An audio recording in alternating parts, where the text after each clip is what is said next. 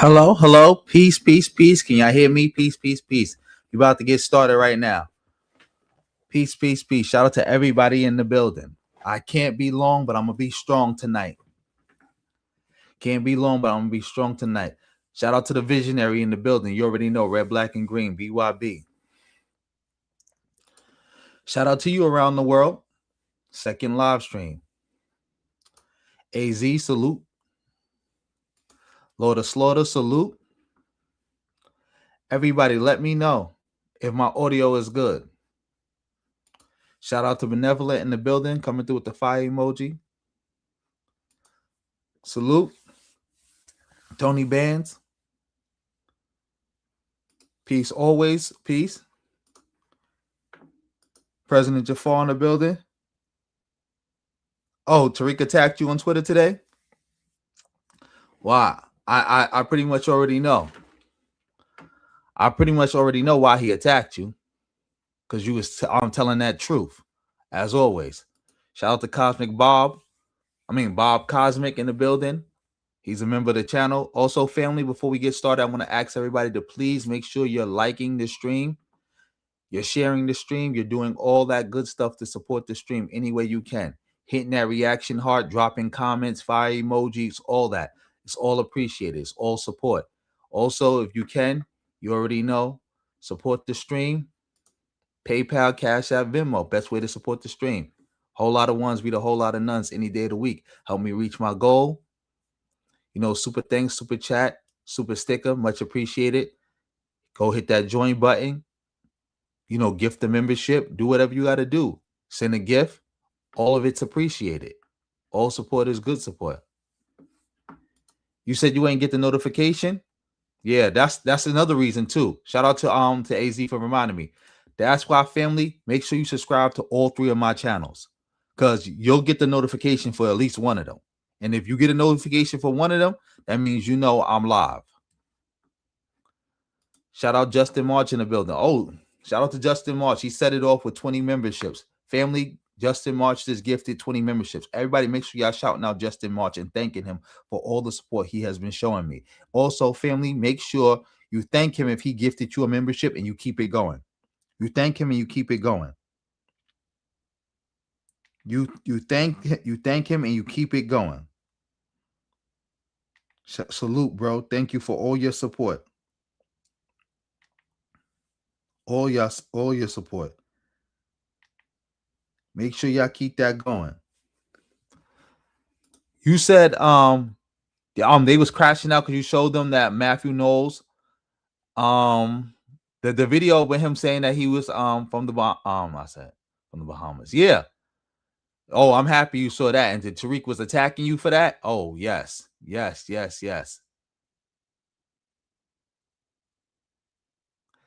Oh, that's excellent. That's excellent. I gotta go watch that. Make sure you send me like the link or whatever when he was attacking you about that. Salute. Oh, you said Jason Black is throwing poop at Roland Martin. Yeah, that's pretty much that's to be expected. I would touch on that now, but I can't be long tonight, so I just want to touch on a few things before I gotta be out of here. Shout out to Justin March for setting it off with 2, helping me get one step closer to my goal. Whole lot of ones beat a whole lot of nuns any day of the week. Thank you, bro, for setting it off again. And also, family, remember, if you hit the Cash App, the PayPal, the Venmo, just let me know if you want me to read the comment, want me to shout you out, say the amount, just let me know. Whatever you want. Make sure you say that over there, so I just know. But yeah, shout out to everybody in the building. But I want to start off this. Somebody sent me this. I don't remember who. They sent me this, and it was some disturbing news. So I'm gonna let the brother speak for himself. For all you who don't know, let me see if I can get here. For all you who don't know, make sure my audio is good. Dennis is suing. What's the brother's name? His name is, I forgot his name. Neferkare. Matter of fact, let me look at his name. Let me get out of here. Let me get out of here. Let me get out of here. Let me look at his name. You start this over. My fault, family. Let me look at this. His name is, right here, Neferkare T. Dessalines. Neferkare, hopefully I'm saying that right, a Kemetic name. Neferkare T. Dessalines is being sued by Dennis Spurling. I think that's his name. I forgot his name. He's a bozo. But we're going to see what's going on with this. I'm going to let the brother explain it.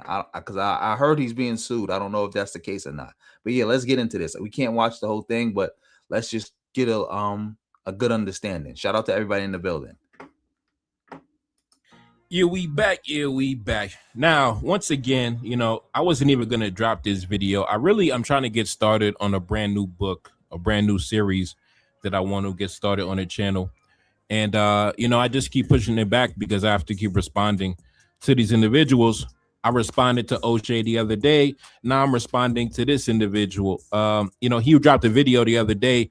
He said that Haitians were colorists. He said Haitians were colonizers. He says Haitians, we hate light-skinned people. He made a lot of allegations against the Haitians. So instead of me, starting my brand new series, my brand new book, digging up the old literature left behind by the ancestors, instead, I have to be dragged down with these low-level conversations. But it is what it is. Now, I just want to give the disclaimer first, because this is somebody who actually took me to federal court. He actually filed the lawsuit against me last year because of a video I did responding to another one of his other inflammatory videos. And he sued me for $250,000 for emotional distress. Now, eventually he dropped the case. Oh, so he did sue him, but this is but it was a year ago. It was a year ago. Okay. I was getting confused, but yeah, it was a year ago. So yeah, good thing we watching this. But he took me to court, had me, filing paperwork and going back and forth and wasting my time. So I just got to give the disclaimer first before we get started, just to protect myself and things like that. So I just want to say that this video is for purposes of commentary, criticism, historical analysis, and public discussion, public debate. First of all, right? The video does not claim ownership of any third-party material. The views discussed in this video concern historical events, political narratives, and simply matters of public interest. Nothing in the video should be taken as an attack on anybody's character beyond the criticism and the publicly expressed opinions. This video was not created to harass anybody, defame anybody, or encourage harassment against any. That's weak. That's weak that the brother got to do all of this because Dennis sued him. Like, this is how weak FBA is. Has Dennis ever sued any racist white people for things they have said against black people? But he want to sue another black person over a YouTube video? You can't make this up. You cannot make this up. Salute to Senora for coming through with the 199. Much appreciated. Whole lot of ones beat a whole lot of nuns any day of the week. Yes, to an extent, Black America is losing some power because of FBA. Because FBA is a white nationalist psyop, a hate cult, and they're basically running an insurgency inside the Black community. They're running an insurgency. They're basically a fifth column for the Republicans. So yes, they're sapping our strength. But yeah. Shout out to you for coming through with that 199. Let's keep it going. Person. Now, before I jump into my commentary, not wasting no time, let me just play the clips from his video, and then I'm going to come back with my commentary, and then I'm going to give, my counter argument to the argument that he raised, right? So anyway, play the clip. I'll be right back. The Haitians were colonizers. They came and colonized the Dominican side for 22 years. This is so weird that he had to even go through that, do that whole disclaimer because he got sued by this FBA bozo. And he's calling the Haitians colonizers. You can't make this up. Can't make this up. Land and families and communities believed belonged to them was subjected to different legal regimes imposed upon them by Port-au-Prince. You had Haitian officials attempted to reorganize agriculture. In other words, they took this and took that and took crops and took cattle and so on and so forth. This is what they did. They became the colonizers. This is the history. Haitians are actually colorists themselves. They are very anti-light skin based on their rhetoric and based on their war history. So you got these folk over here from Haiti in the Dominican Republic. It intensified racial hostility. That 22 years of that occupation, Haitian troops resented lighter skinned Dominicans. And the Dominicans increasingly associated Haitians with darker complexion with the abuses and oppressions they experienced under Haitian rule. Do you see what's going on here? Think about this. And now they decide it's a good idea to go over here and invade the Dominican side when you got a bunch of light-skinned people. So the light-skinned people over in the DR are getting beat up by the Haitians who don't like light-skinned people, and they're associating these dark-skinned people with oppressor. This is who we are. Black Americans, black men have fought in these wars of conquest, especially you pro-black folk, quasi, you always complain about what America did, how America's a colonizer, and you don't like the imperialistic history. Understand this. Black men were not bystanders. Your fathers, your great-grandfathers, your grandfathers, we weren't innocent victims. We were all in. No, we weren't. No, we weren't. See, that's another thing you FBA bozos try to do. FBA is about American exceptionalism. See, and then they try to hide behind my concept of African American exceptionalism when they get pressed on it. See, American exceptionalism is fake. America is not exceptional. African American exceptionalism is real. That the idea that African Americans are an exceptional people because we have done exceptional things through all the adversity we have faced, through it all, we have always persevered.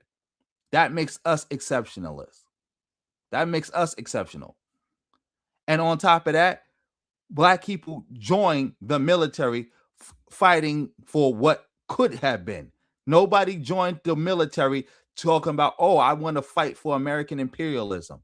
I know I'm going to join the military to be an imperialist because I love America so much. Most times black people only joined the military to try to, that was the only opportunities afforded to them, or it was to try to make a statement to show that, hey, we are Americans too.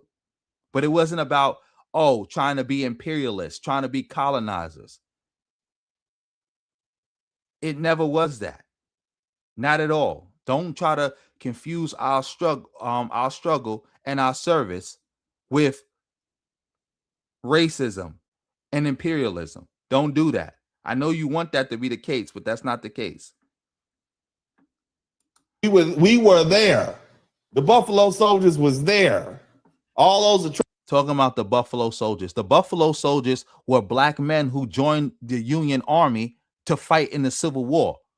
And then when the Civil War was over, to make it a little bit more peaceful, they got redeployed out the South and towards the West. Nobody joined. They were not in the military to fight no Native Americans or nothing like that. These were black men who were in the Union Army to fight against the Confederacy. Don't make it seem like people joined the Buffalo Soldiers was a bunch of black men who joined the military just to fight Native Americans, to try to show we are Americans too. We are imperialists. We are colonizers. This is our land. We tied in our rags in a knot with the white man. Don't do that. That is beyond disrespectful. Beyond disrespectful. Shout out to everybody in the building. Atrocities that happened to those Native Americans, quote unquote. All the killing, taking of Mexico. Trying to delegitimize all the violence Native Americans suffered. This is beyond nasty. I forgot to like this video too. Make sure y'all liking my video. Make sure y'all go subscribe to the bro channel too. Right? You know, this used to be northern Mexico. It was some black folks helping push the Mexicans all the way down to Mexico City. Guns in hand, shaping history right along the white man. Now, where do I begin? Do I start with the 1805 invasion? Do I touch on that? Do I touch on the so-called occupation for 22 years or however long it was? You know, it's a lot to touch on. So, you know, he threw a lot out. He simplified. Definitely a lot to touch on. I don't know if we're going to be able to get into all of it, but yeah, it's definitely a lot to touch on. And shout out to Jackie in the building. And that's what I want to know too. Inquiring minds want to know, why are they so worried about Haiti and the Dominican Republic? Why? Like, this is what FBA does. They swear up and down they don't care about Africans. Africans are always in their business, blah, blah, blah, blah, blah. But here you go, doing a whole video attacking Haitians, worrying about what Haitians doing. Let's say, for example, Haitians are colorists and they did colonize the Dominican Republic. What business of that of yours? You're FBA, right? You're FBA and you're a colonist. According to you, FBA's a colonist alongside the white man. So again, why do you care? Why do you care?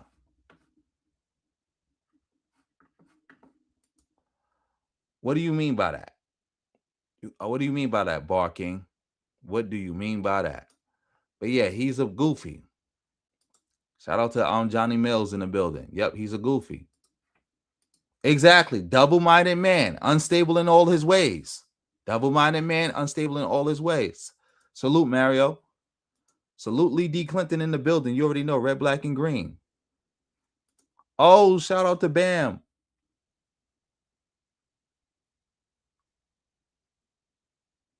Yeah, it is crazy. People got the world at their fingertips. I remember as a little kid, you had to go to the library to get on the to use a computer to get on the internet. If you had to do research, you had to go to the literal library and take out books and read. I remember doing class projects in 4th grade, 5th grade, 6th grade, 7th grade, 8th grade, 9th grade, having to go to the library and get books out and read them. Like the stuff that Dennis, whatever his name is, and Tariq and all them be pushing, I wouldn't have fell for in middle school. I wouldn't have fell for in junior high school with no access to the internet. I would have been smart enough to go to the library and get a book and read it to look up to see whether what they were saying made sense or not. I would have asked an educated person, an educator. Like, come on. Like, the fact that adults are falling for this in this day and age is beyond ridiculous. Beyond ridiculous.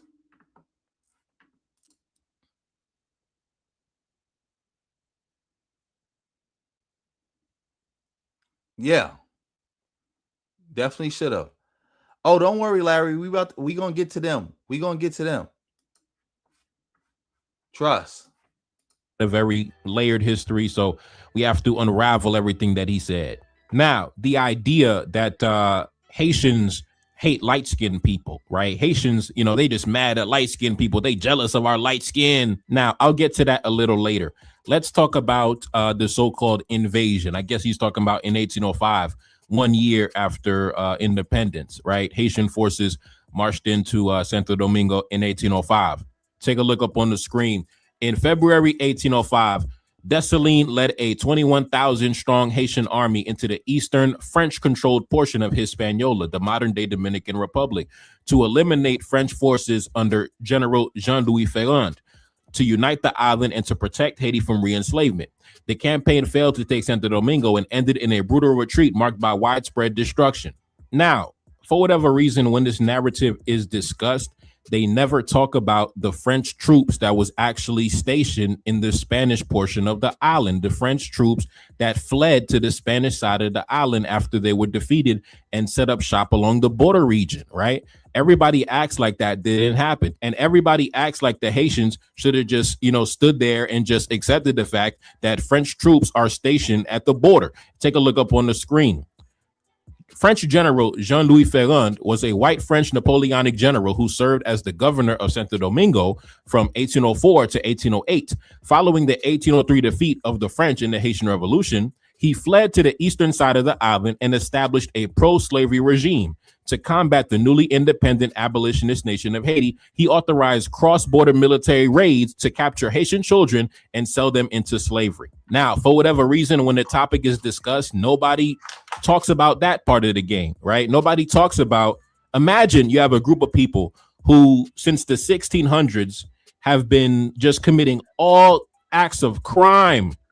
I'm talking about throwing people into boiling pots of sugar, cutting off limbs, cutting off ears, cutting out tongues, drowning women in the river because they don't want to have sex with you. I'm not going to get into the long list of crimes, man. You know, just all types of nonsense, bro. And we've already read literature left behind by the ancestors who gave us direct written accounts of what occurred during that time. You know, my day one subscribers, you already know I don't got to get into the long list of, you know, tragic events that took place. But imagine this group of people gets defeated and vanquished and driven from the territory, and they go next door, and you open up the door for them. You welcome them in with open arms. You allow your women to start families with them. You allow them to set up shop and integrate into your communities. Why would you allow somebody like that into your community? First of all, right? Says a lot about your character. But anyway, no intelligent leader is going to allow a hostile power, a hostile force to set up shop along his borders, right?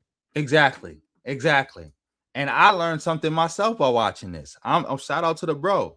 Shout out to Dessalines for coming through with this information. Because I didn't know that there was a French force that went over there to the Dominican Republic and was doing that and attacking Haiti like that. I didn't know that. Shout out to bro for coming through with that good information. Yeah, that made all the sense in the world. I would have did the same thing. It's no way. They wouldn't even got a chance to set up a pro-slavery republic. Because soon as they were to retreat into the Dominican Republic, we would have been following them. It wouldn't have been no, all right, they retreated, we gonna stop. No. We ain't stopping today. Today dead, we dead, or they off the island. They not going to another part of the island. Hell no. And we just gonna stop. Shout out to Jimmy in the building. Peace. Yeah, we not stopping. What kind of nonsense is that? We not stopping. The United States would never allow the Russians or the Chinese or any hostile power to just, you know, set up shop along the Mexico border, right? Exactly. Remember the Cuban Missile Crisis. We almost had World War III start because America was like, if the Soviet Union attempts to put missiles inside Cuba, we going to all-out warfare. That would never be tolerated. Mind you, the reason the Soviet Union even wanted to put missiles in Cuba is because America put missiles in Turkey. And America was like, yeah, we did that to y'all, but y'all can't do that to us, because if y'all do that to us, we go into all-out warfare. That's what I'm saying. That's why it should have never even, the battle should have never even been stopped for the troops to just retreat to the Dominican Republic to recoup their strength and then come back and attack later. Nah, should have followed them all the way there and got them right off the island, one way or the other. Imagine the Russians say, you know what, we're going to establish a military base, you know, right on the border of Texas, right? The United States government would never allow that. They're going to dispatch the fighter jets immediately, right? That's the same reason why, Vladimir Putin is actually going to war with Ukraine, because he doesn't want any NATO allied forces that close to his territory, you know, pushing up on his border like that. So he decided to dispatch the troops, right?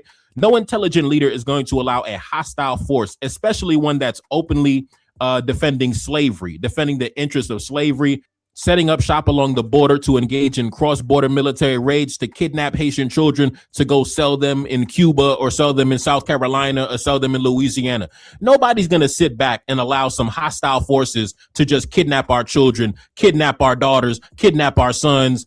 No, it's not going to happen, bro. Like, you know, it's just not going to happen. So until people can be honest about the political context of that time, then I just can't take this conversation seriously, because we're not going to just act like that didn't happen. We're not going to act like the Dominicans living in that territory didn't welcome the French in with open arms, allow them to integrate, set up shop, and commit acts of aggression against the Haitians while they sat back and watched. And some of them also actively participated alongside the French. Now, of course, those who sympathize with the French, who sympathize with the French colonists, those would obviously be the Spanish colonists, the big landowners, the elites, right? The racist European aristocrats. It wasn't Jose working the field, right? Jose working the field from the Gambia, right? That's our brother. That's our family. He was under the yoke of the racist European colonist, the racist Spanish aristocrat, right? I'm happy he's making that distinction, because a lot of times when people talk about how the Haitians was fighting the people in the Dominican Republic, people fail to make the distinction that the people they was fighting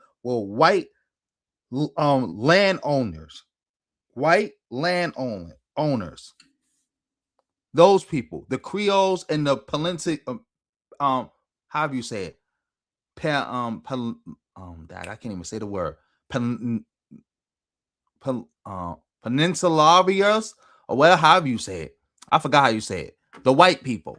That's who they was fighting. That's who they was fighting. Yeah, bro is dropping some knowledge. And you already know, Justin Martin, no stopping. Yeah, he dropping the knowledge right now. And again, I'm happy he made that point, because a lot of times people talk about the Haitians in the Dominican Republic and killing the Dominicans. They not highlighting the fact that the Dominicans, the so-called Dominicans who they was killing and fighting, were a bunch of white people who was locked in with the white French. Definitely fire. Shout out to you though, MP. Exactly. And stole all that money to start Citibank. Citibank. I think it was it's one of the banks that start with a C. One of them was started with stolen Haitian money. You already know. And shout out to the person who let me know about this issue. Shout out, I forgot who it was. I got to go look back. I think they wrote me on an email or on Twitter, one or the other. I got to go check that and see who they were and make sure I thank them again for this. So we're not talking about him, right? He wasn't the one engaging alongside the French. We're talking about the European elites, the big landowners that lost their privileges during the Haitian occupation, right? Those were the ones that welcomed the French in with open arms on that basis of, we are both Europeans. We both are in support of the system of slavery. So we're going to join forces to stop what they call, Haitian domination, right? Those are the people that, Dessalines was waging war against. And in fact, Dessalines gave them the courtesy of actually sending a letter. Dessalines sent a letter to the Dominican authorities. I read this letter before on my channel, and he actually gave them the ultimatum, right? Basically saying that, listen, you can join forces with evil, right? You can join the forces of evil. That's fine, right? But just know that when it's time for them to be held accountable, you're going to be held accountable right alongside with them. So you have a choice, right? Fight against us or fight alongside us. And there were actually some Dominicans who did fight alongside the Haitians. I mentioned the other day in my video against O'Shea, a gentleman by the name of Jose Campos Tavares, who actually joined forces with the Haitians and actually became a high-ranking military figure, a high-ranking government official in the government of Christophe in the North. Right. So there were some Dominicans that did heed the call, but there were those who said, nah, I'm going to ride with the French. I'm going to ride with the barbarians instead. Right. So, unfortunately for them, it is what it is. Right. Now, me personally, I would never ally myself with somebody like that. I would never ally myself with somebody like the French, who was committing all types of crimes against humanity for centuries on the other side of the island. Right. Just all types of inhumane acts, like throwing little children into ovens and burning little girls alive because they got pregnant, like all types of crazy crimes, man. There was even one story of a Frenchman who decorated his house with the body parts of dead Negroes, right? Like you walk up to his house and then instead of like beautiful flowers, in front of the house, a garden, he just has body parts, right? He has an arm, by the front door. He has a leg by the porch. He has a head on a stake in front of the house. Like, this is the culture of the French on the colonies. And you would think if somebody like that fled to your territory, right? They got driven out, right? They got driven out of the territory they were committing all types of crimes in. They came to your territory to seek refuge. You would think that you would tell them, turn back around, get the hell out. But instead, what happened? And then after you let him into your house, he told you everything he was doing. Oh, man, I just got driven out of my house. They kicked me out. I was, killing and murdering and raping and everything. I was going crazy. And in fact, I want to go back over there to kill and rape some more. And what did you do? You sat back and watched them do it. You didn't even stop them from doing it, right? You sat back, they came, they went over the border, they was kidnapping children, they was committing acts of aggression, and you just sat back and watched them do it, didn't do anything about it. So naturally, because like I said, no intelligent leader is going to just sit back and just allow this nonsense to continue. So Dessalines, justifiably, he rounded up over 20,000 men on horseback, and he went into Santo Domingo where the French troops were stationed at. And like I said, exactly. That makes all the sense in the world. You teaching right now. The bro is teaching. Shout out to East Coast Kev for coming through with the 5. Salute, bro. Helping me get one step closer to my goal. Everybody, make sure y'all saluting East Coast Kev for coming through like that. Lorenzo, you are right. Every accusation from FBA is a confession. Everything they accuse other people of doing, they are doing. See, again, they try to accuse Haitians of being colonists while they sitting around here claiming to be colonists alongside the white man. You can't make this up. You can't make this up. And Lorenzo, you are definitely right. This is definitely better than listening to O'Shea Duke Jackson. Like that stuff was frying my brain. This is helping my brain. Like I am learning right now. This feels good. This is exciting. I'm not listening to that bozo frying my brain. So I'm so happy we listened to the brother tell his side of the story and not Dennis. So happy. So happy. Exactly. Demonic.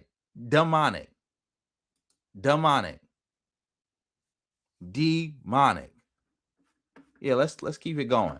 Before he had the courtesy, the generosity to give the Dominicans an ultimatum, let them know, listen, I'm about to come through. I'm about to show up. I'm about to come through real soon, right? You have two choices, right? Stand with us, right? Stand with us or stand on the side of evil. The choice is yours, but whatever you do, just know we about to go over there and handle that. So whoever is standing next to those guys, whoever is defending those guys, whoever is not on our side, listen, just know it's a wrap for you. Because like I said before, right, if somebody is a serial killer, a mass murderer on an unprecedented scale, and you allow that person to go hide in your basement, right, you allow that person to seek refuge in your house, right, naturally, that means that you're a person of low character, right?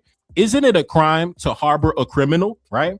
In the United States, right, if somebody is wanted for a crime, right, just is wanted for murder, and they're on the run from the law, and I hide them in my house, right, I'm also going to go to jail. I'm also going to be held accountable. There's no saying, oh, man, I'm a victim. I mean, I know he was a mass murderer, and I know that he was in my house, and I know that he was, still committing acts of hostility and crimes against you, but I'm the victim in this situation. No, you're not the victim in this situation. You are actually an accomplice, right? You are an accomplice to a murderous, savage, sexually deviant, degenerate barbarian. That's simply the fact, right? That's simple. And yes, that's simply the fact. And this bozo Dennis tried to make black people accomplices to white American savagery. I can't believe he even said that. Disgusting. Shout out to Jada for coming through with the 10. Much appreciated. Everybody make sure y'all saluting Jada for coming through with the 10. Much appreciated. Much appreciated. She's also a member of the channel. And you remember, family, you can hit that join button and get your own membership. Yeah, let's keep this going. Simply the fact. So no, I do not apologize for what happened in 1805 because I've never seen the Dominicans apologize for allowing the French to commit those acts of aggression against us and kidnap our children. You're never going to make me feel bad because Dessalines at the time was defending a vulnerable population. They were kidnapping children and selling them into slavery on other colonies. You're never going to make me feel bad because Dessalines addressed the issue. Now, let's fast forward to the 1820s, right? Let's talk about the so-called the Haitian occupation when the Haitians took over the entire island, right? Now, this is when the so-called the FBA lawyer, said that, oh, we colonized Dominicans. Oh, we hate light-skinned people. It's so funny because the leader at the time, the Haitian leader who actually was in control of both Haiti and the Dominican Republic for over 20 years, right? It was actually a man of mixed race, right? So how can a man of mixed race be against his own mixed race brethren? How does that make sense, right? It's so funny how the darkest of the Haitians have to be held accountable for the actions of a mixed race man, a man of mixed race who spent his entire life protecting his mixed race privileges, right? Like, it's funny, right? The darkest of the darkest Haitians got to be held accountable because some light-skinned Negro who was a light-skinned supremacist, so-called conquered the Dominican territory and held it for 20 years, right? Let's talk about. Oh, yeah. Definitely that. Because if I'm not mistaken, it was him. It was him who made the deal with the French to pay them reparations in the hopes of trying to be allowed back into the international order to trade and be cool with the French the way America got cool with Britain after the revolution, but it never materialized. And that set Haiti up for failure. Also, I don't know if he's going to talk about this, but there, during that era, there was people who asked the Haitians to come and take over the Dominican Republic. That's when they established the Republic of Spanish Haiti. Hopefully, he touched on the Republic of Spanish Haiti when he touched on this issue. And shout out to Milton Allen for coming through with the 10. So you finally caught a live. Salute. Thank you for catching a live, and thank you for coming through with the 10. Everybody salute Milton Allen for coming through with the 10. He just got me halfway to my goal. We halfway there already. We just started. We're making great time. Salute. Let's keep it going. About Jean-Pierre Boyer, right? The leader at that time, right? So as you can see, right, this is a light-skinned Negro, right? This is a light-skinned black man, right? This is a biracial. This is a mulatto. This is a mulâtre, right? Take a look up on the screen.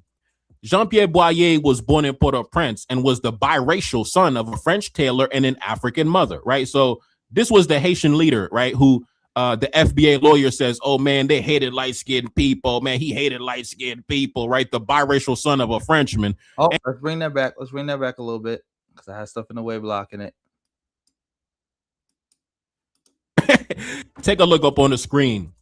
Jean-Pierre Boyer was born in Port-au-Prince and was the biracial son of a French tailor and an African mother, right? So this was the Haitian leader, right? Who the FBA lawyer says, oh, man, they hated light-skinned people. Man, he hated light-skinned people, right? The biracial son of a Frenchman. Anyway, he was sent to France by his father for his education. During the French Revolution, now keep in mind, not the Haitian Revolution, the French Revolution. During the French Revolution, right, he was a Frenchman sent to the military academies in Europe by his white father. Now let's continue. During the French Revolution, he served as a battalion commander and fought against Toussaint Louverture in the early years of the Haitian Revolution. I repeat, he fought against Toussaint Louverture in the early years of the Haitian Revolution. He later allied himself with André Rigaud, also of mulatto ancestry, in the abortive insurrection against Toussaint to try to keep control of the southern regions of the colony, Saint-Domingue, right? So General Boyer comes onto the scene during the revolution, and what is he doing? He's fighting against Toussaint Louverture. He's fighting against Dessalines. He's fighting against Christophe. He's fighting against the revolutionary heroes. And why is that? To protect his mixed race privileges, to protect his light-skinned privileges, right? To protect the caste system established on the colony by his white father, right? That put his white father at the top, and he was in the middle as a biracial, as a mulatto, and the dark-skinned Negroes were on the bottom. So you're talking to somebody who went to war to protect his mixed race privileges, right? He was the leader during the Haitian occupation of Santo Domingo. But if you let these guys tell it, you would think some dark-skinned purple-black Negro was running the country during the so-called the Haitian occupation of Santo Domingo. When in reality, President Boyer was a biracial. He was a biracial. He never was a slave. He doesn't know anything about the slave plantation. He was in France, right? When everybody was on the colony getting killed, getting raped, getting murdered, getting hung upside down and crucified on planks and drowned in the river, Boyer was over in France going to school, chasing white women, right? Boyer, he was not getting beat on no plantation. Boyer was not being forced to eat human waste. Boyer was not getting thrown into pots of boiling sugar. Boyer was not having his limbs sewn off and his arms cut off and his tongue cut out. Boyer was over in France, living comfortably, living beautifully. But like I said, if you let these guys tell it, Boyer was some super pro-black, dark-skinned, purple-black Negro who hated anything light-skinned and he loved everything dark. And bro, stop. Bro, stop, bro. Stop it. Please stop. Anyway, let's continue.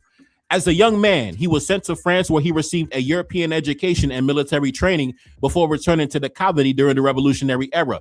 His political outlook and social connections were shaped by the mixed-race elites of the southern provinces instead of the black military establishment that dominated the north. During the Haitian Revolution, Boyer became a close ally of André Rigaud, the leading figure of the mixed-race leadership of southern Saint-Domingue in the colony. Alongside Alexander Pétion and other southern officers, Boyer fought against Toussaint Louverture during the War of Knives from 1799 to 1800.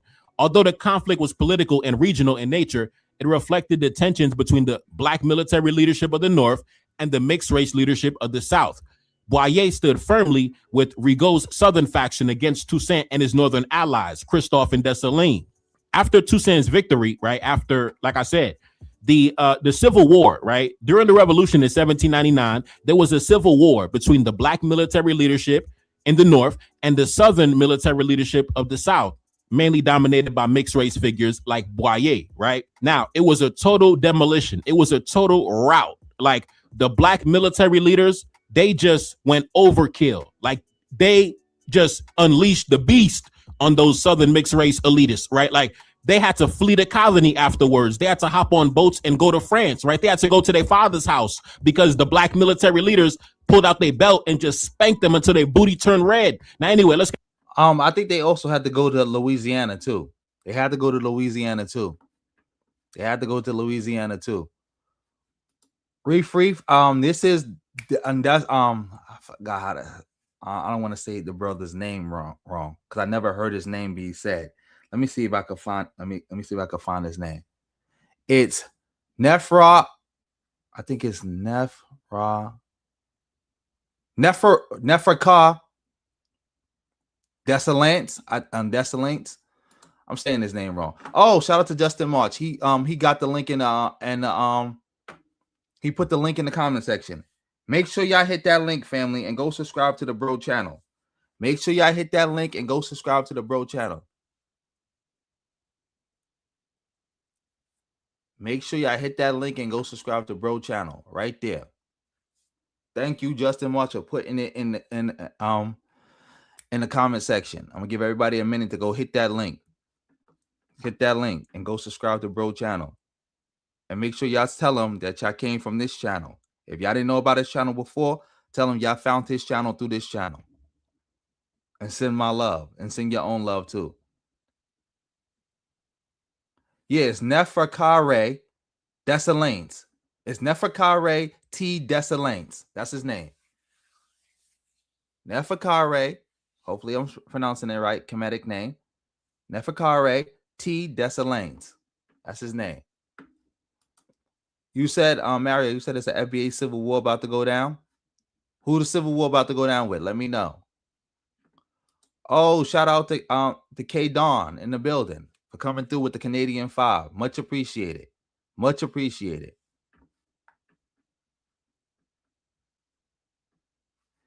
Oh, we already know that about Dennis. We know he's a bozo.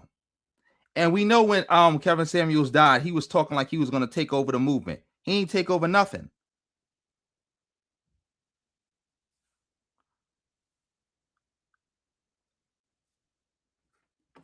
He did not take over nothing.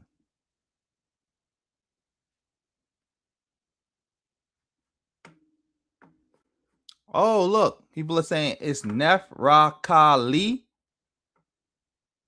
It's not Ray. It's Lee. Neferkare. Neferkare.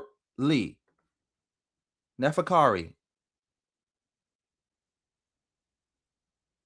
Neferkare. It's not Neferkare. It's Neferkare Lee. All right, cool. Make sure y'all salute and K Dawn for coming through with that Canadian 5.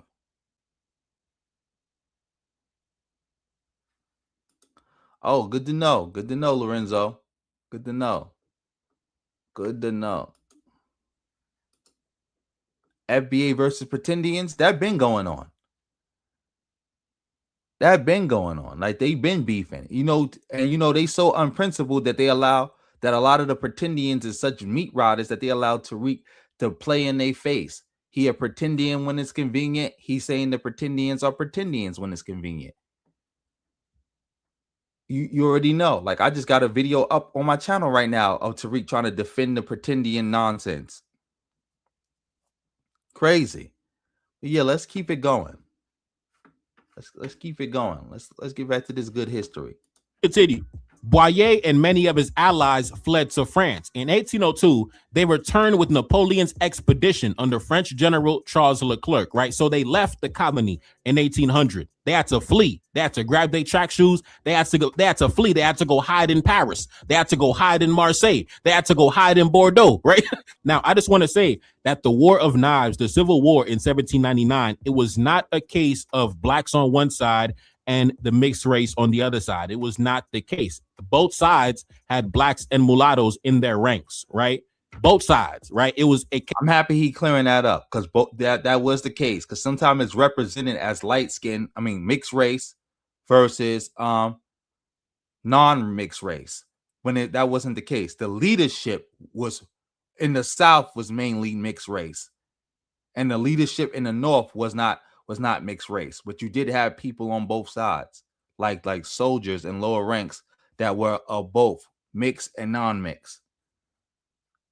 Case of ideology, right? You had one side based in the North. Now, that was where the big plantation operations were stationed at. That was the epicenter of the brutality. So obviously the revolutionary energy coming from the North was very intense, because they were the ones bearing the majority of the brunt of the barbarity and the crime and the torture of the French in the North, right? And then you have those in the South, right? The mixed race elites, those who, like I said, they go to school in France, they inherit property from their fathers. They don't know nothing about getting beat on the plantation. They get money, they got property, things like that. It's beautiful, right? They have certain privileges that they want to hold on to. These were the men that dominated the leadership structure of the South, right? And obviously within their ranks, you also had blacks as well. You also had, dark-skinned, purple black Negroes, but they were mainly the foot soldiers. The leadership structure was dominated by the sons of the colonists. Anyway, in 1802, they returned with Napoleon's expedition. So after they were driven off the island, they came back with the French in 1802 with that major expedition when Napoleon dispatched 10 billion troops to the colony to genocide everybody off the map. He gave the order to kill everybody above the age of 6 years old. And within the ranks of those French troops that came back in 1802, Boyer and all the other defeated Southern leaders came back with the French. They came back with their daddies, essentially, right? They lost the Civil War. They had to go hide in France. They came back with their fathers. Let's continue. Initially, Boyer and other former supporters of Rigaud cooperated with the French against Toussaint. However, once it became clear that France intended to restore slavery, Boyer abandoned the French cause and joined the struggle for independence alongside Pétion, Dessalines, and Christophe. Following the assassination of Dessalines in 1806, Haiti split into two rival states. In the north, Christophe established a kingdom rooted in the black military leadership that had emerged from the revolution. In the south, Alexander Pétion created a republic dominated largely by the mixed-race political and military elites centered around Port-au-Prince. Boyer became one of Pétion's most trusted generals and spent years fighting against Christophe's northern government. I repeat, so like I said, Boyer came onto the scene during the revolution. He was fighting against Toussaint. A few years later, now he's alongside Alexander Pétion in the south, and he spent years fighting against Christophe's northern government in a series of civil wars that divided the country politically, regionally, and ideologically. In 1820, the Northern Kingdom collapsed following Christophe's death. Boyer marched into the north and reunified the country under his authority, bringing an end to nearly 14 years of division between the black-led monarchy of the north and the mixed-race republic of the south. With the fall of Christophe's government came the political downfall of the northern elites that had dominated the kingdom since independence. Many of Christophe's closest allies and high-ranking officials were killed during the final days of the monarchy, while others were stripped of their influence and pushed into retirement or absorbed into a new political order dominated by Port-au-Prince, right? So check this out. So these guys claim that Boyer, he hated light-skinned people so much, and he loved dark-skinned people so much that as soon as he came to power in 1820 and reunified the entire country under his authority after Christophe's death, what was the first thing he did? Right? The first thing he did was undermine the influence of all the black leaders in the north, right? All of them either got killed or sent to prison, right? Vasty, right? Y'all know Vasty, Baron de Vasty. I've read several of his books on my channel, The Legendary Ancestor, whose books that we always read on my channel. Do you know what happened to Vasti when Boyer came to power in 1820 after Christophe's death? You know what happened to Vasti? Vasti was killed. He died a terrible, savage death, right? A terrible death. They cracked his head open with an axe. I'm not saying Boyer did it personally, but after Boyer came to power, they cracked Vasti's head with an axe. And then he was left to die somewhere. They said like the next day after that happened, they said that Vasti was still alive with his head destroyed, just dying slowly. 24 hours after the violence, he was still alive, just dying. All of Christophe's allies were killed or sent to prison, right? General Paul Romaine, one of Christophe's childhood friends, right? One of his day one homies who rode with him till the end. He was sent to prison under Boyer's orders and he died in prison. He was killed in prison. When Boyer came to power, the black elites of the North, they were totally pushed to the side, right? So before, the Dominicans want to complain about, oh man, Boyer came to power and he did this to the Catholic Church, he did this to the Spanish landowners and things like that. The first people to suffer the consequences of Boyer's coming to power was the black elites of northern Haiti. They were the first ones to suffer. They were the first ones to be displaced from power. But of course, this doesn't come up in the narrative, when they want to talk about, oh man, the evil Haitian leaders did this to the Dominicans, right? They never want to talk about the Haitian children who they sat back and watched get kidnapped and didn't do anything about it and opened their doors for the French barbarians. They want to say, oh, the European Spanish slaveholders, he lost his land, he lost his privilege. The first person to lose privilege was the black elites of northern Haiti. They were the first ones to lose privilege. Nobody cares about a racist European aristocrat. He can go to hell. Anyway. Teaching. I did not know that the brother died like that with his head cracked open. That was savage. That was definitely savage. To get your head cracked open and gotta live with your head cracked open for a whole day before you finally die. Yeah, that was crazy. Yeah. It's crazy. FBA is not just a label. FBA is a hate cult. Like get it right. FBA is owned. It's a trademark copy. It's a trademark organization. If you claim an FBA, you are owned. Tariq owns you. That's just what it is. Shout out to Marco Brolo in the building. Yeah, you already know FBA goofies. Yeah, let's get back to this. Let's continue.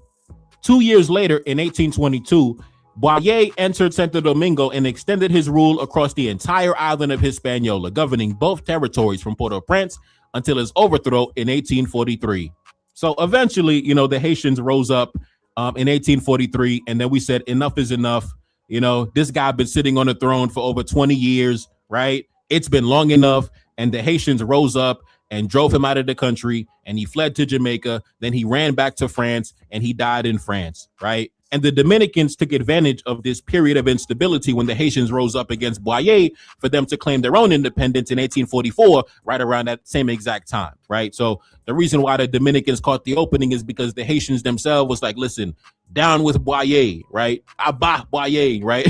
Abba Boyer. And that's when the Dominicans found their opening, and that's when they waged their own war of independence against a Haiti that was fractured, disunited, and discombobulated. And to be honest, it was perfect timing. Now, I want to go back to the content creator, right, who said, oh, the Haitians are evil colonists and things like that. You notice that when it comes to him, right, yeah, disgusting.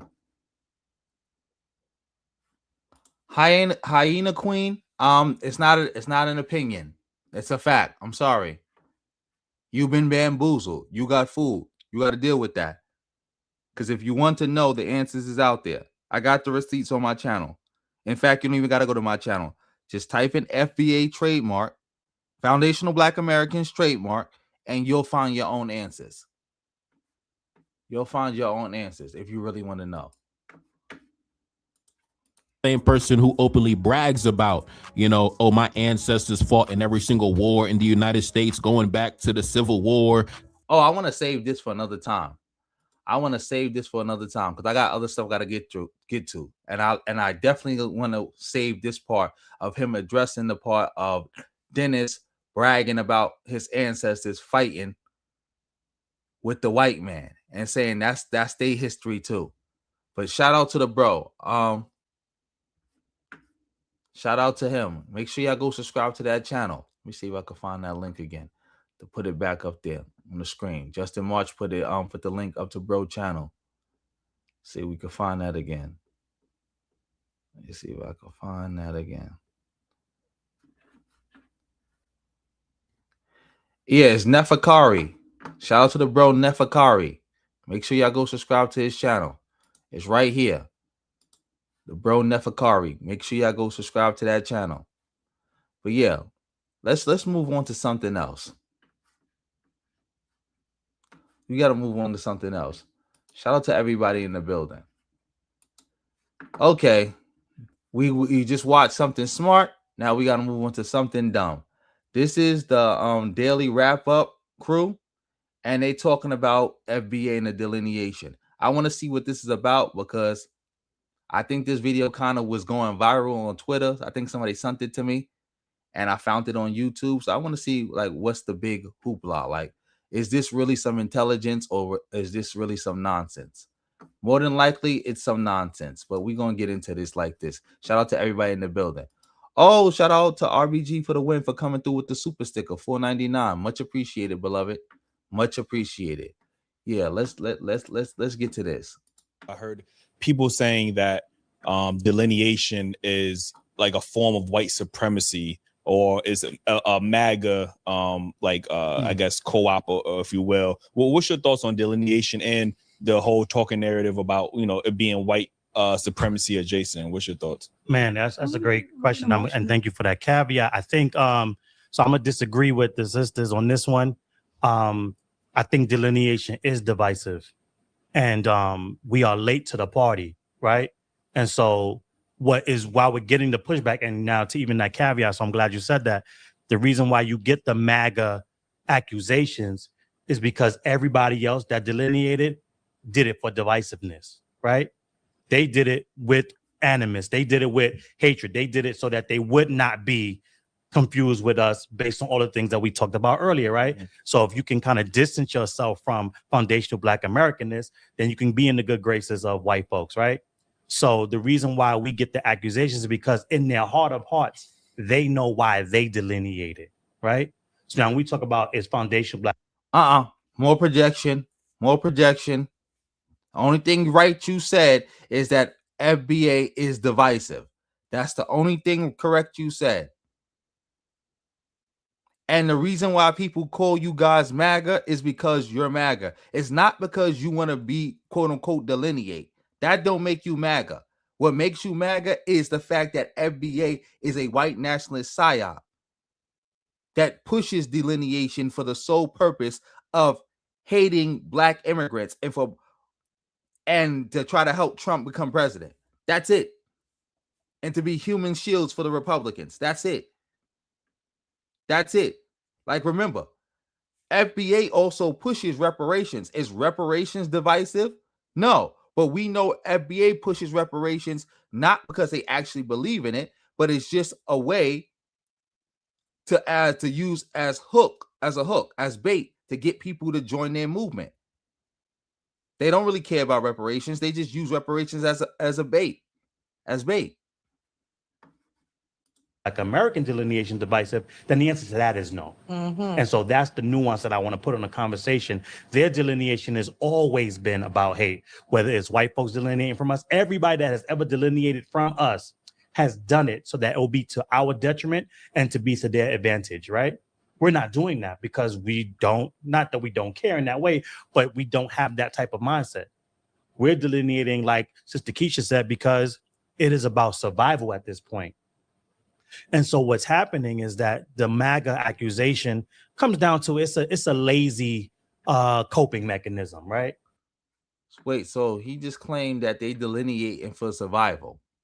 That makes no sense. How is delineation helping you survive? How is delineation helping anything? It's not. Shout out to Kanguru in the building. Yeah, he's wearing a Friedman shirt, but he's talking about FBA. These people are confused. They don't even know that Tariq was dissing Friedman. not too long ago. But then he had to bend the knee to freedmen and acknowledge it was a good term after trashing it and saying it was a bad term. And the freedmen people was bozos.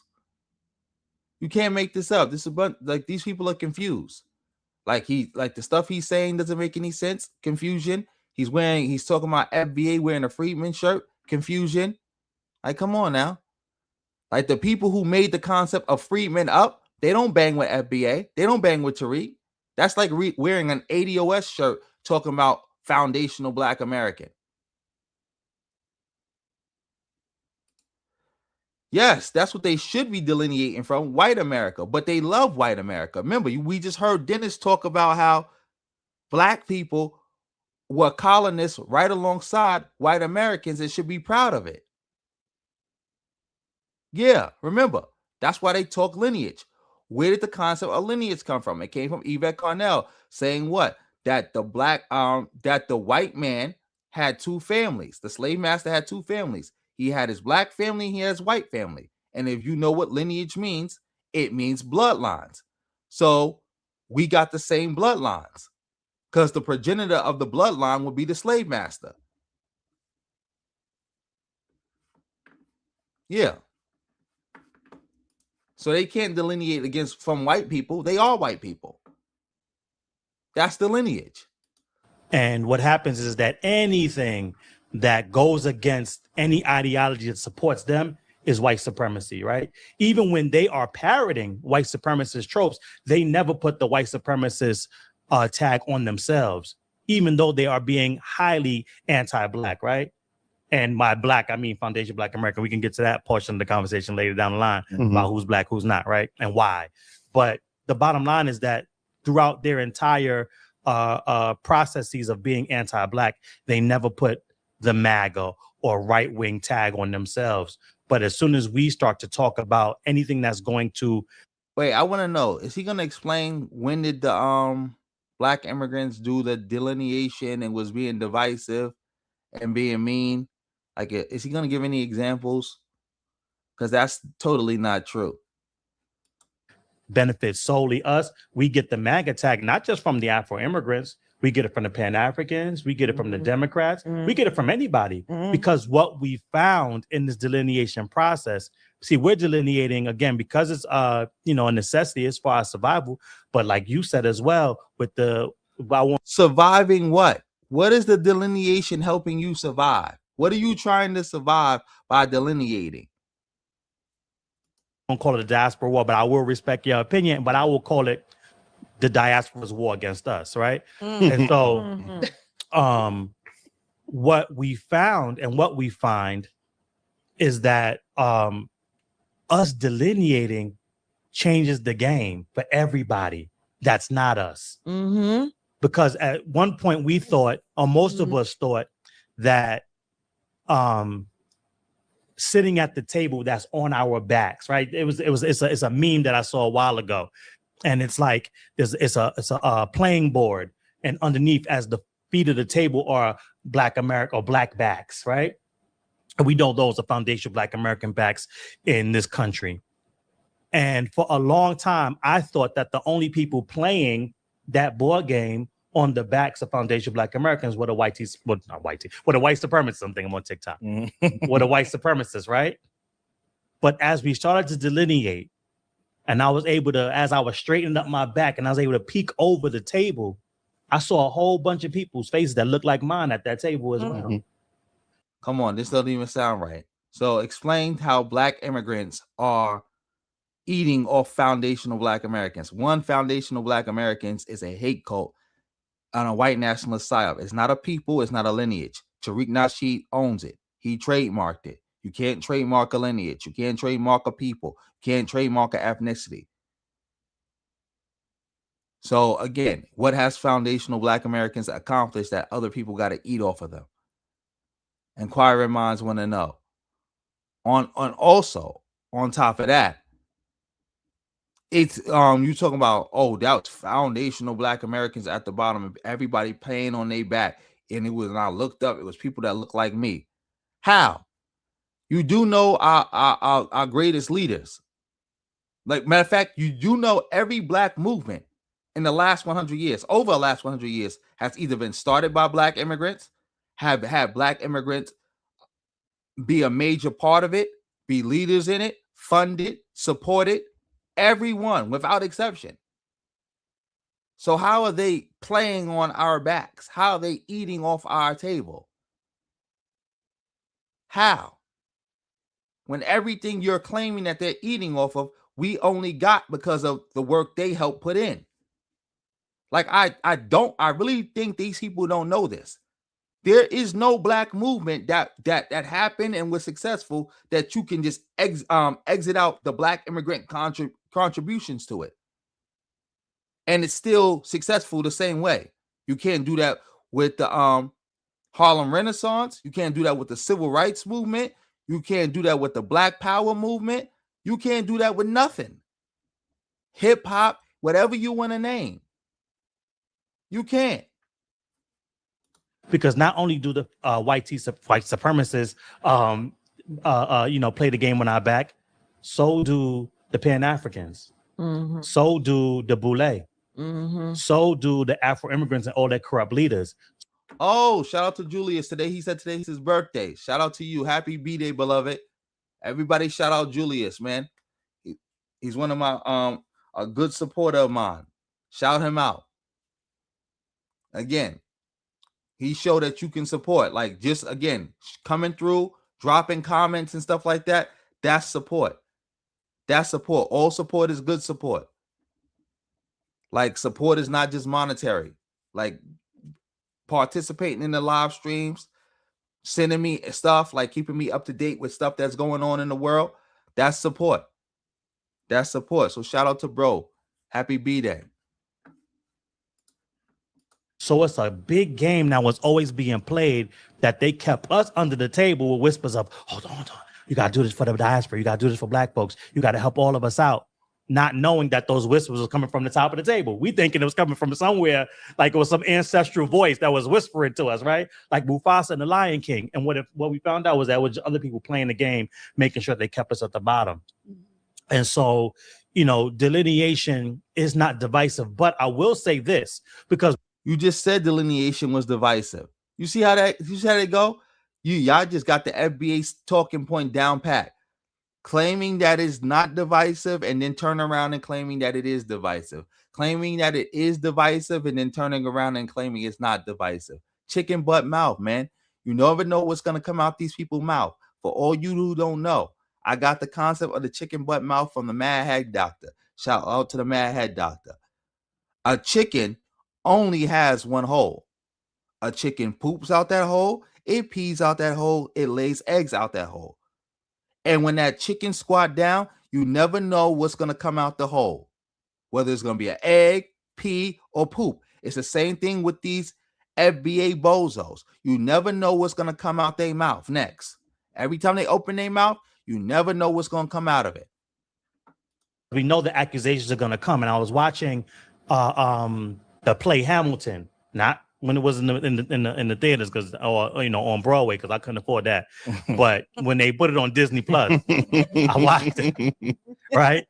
And it was a line in there that Hamilton says, and Manuel says it because he's playing Hamilton, and he says, "I'd rather be divisive than indecisive."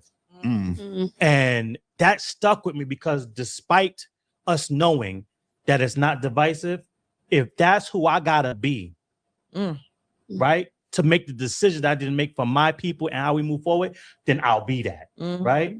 I will be divisive if that's what it takes, because I already know that your delineation was based on divisiveness anyway from the start. And here's what's really powerful about it, and how we know, like I said, it's a coping mechanism, and it's because what we do disrupts the system. And I'll talk about New York since we're all New Yorkers, and that's where we're at right now. Was the AAPI community divisive when they disaggregated and delineated? Because the state of New York pushed that bill and signed it in 2021, excuse me, because the Chinese.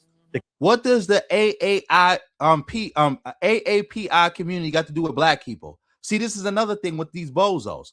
We talking about the black community in America. We not talking about the AAPI community. We not talking about the Hispanic community. We not talking about the Arab community. We not talking about the Native American community. We're not talking about the Indian community. We're not talking about the white community. We're not talking about Nigerians. We're not in Nigeria. We're not talking about people in the Caribbean. We're not talking about people in the UK. We're not talking about people in Canada. We're talking about the black community in America.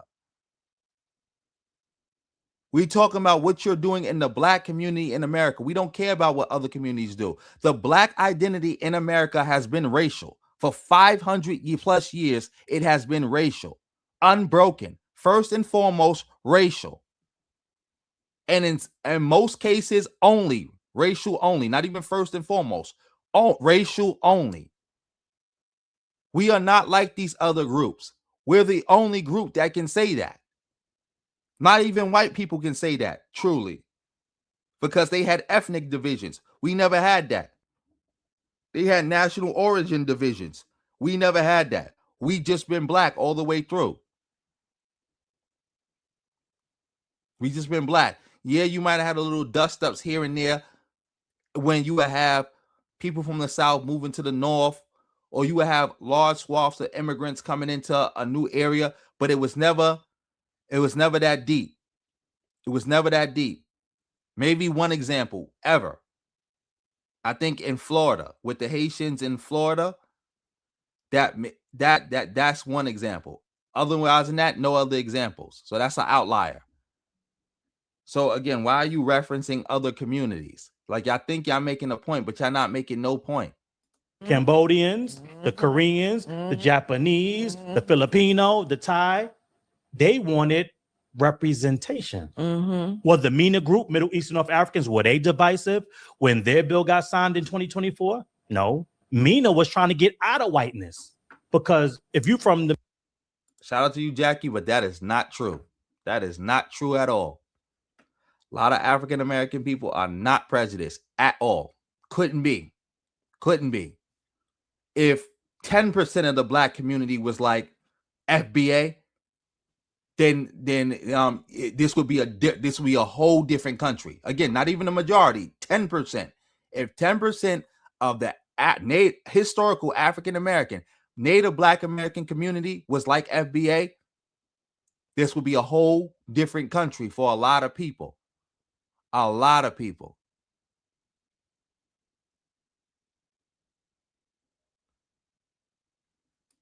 Shout out to the hood mistress in the building. Yes. Word salad galore. Word salad galore. That's why he's contradicting himself. That's why he's contradicting himself. That is why he's contradicting himself. Middle East or North Africa, you was white prior to 2024, right? So if you was Egypt, Syria, Saudi Arabia, those people are white when they come to America. And that's a whole nother question. I mean, a whole nother conversation, like Sister Lovely was talking about, when you tell them who's white and who's not, and when they jump in and out of that. But the bottom line is that it's only divisive when we do it. Just the same way we're the only community that gets undermined and our towns get bombed. Why? Because of who we are, because of our unique constitutional relationship with this country. That's right. Oh my God. You've been listening to too much Tariq Nasheed, our unique constitutional relationship. That don't even sound right. If anything, our quote unquote constitutional relationship to this country show that we not Americans. The Constitution that said we was 3/5 of a person, the Constitution which codified the Second Amendment into law for white people to have the right to keep and bear arms and form militias to put down possible slave rebellions.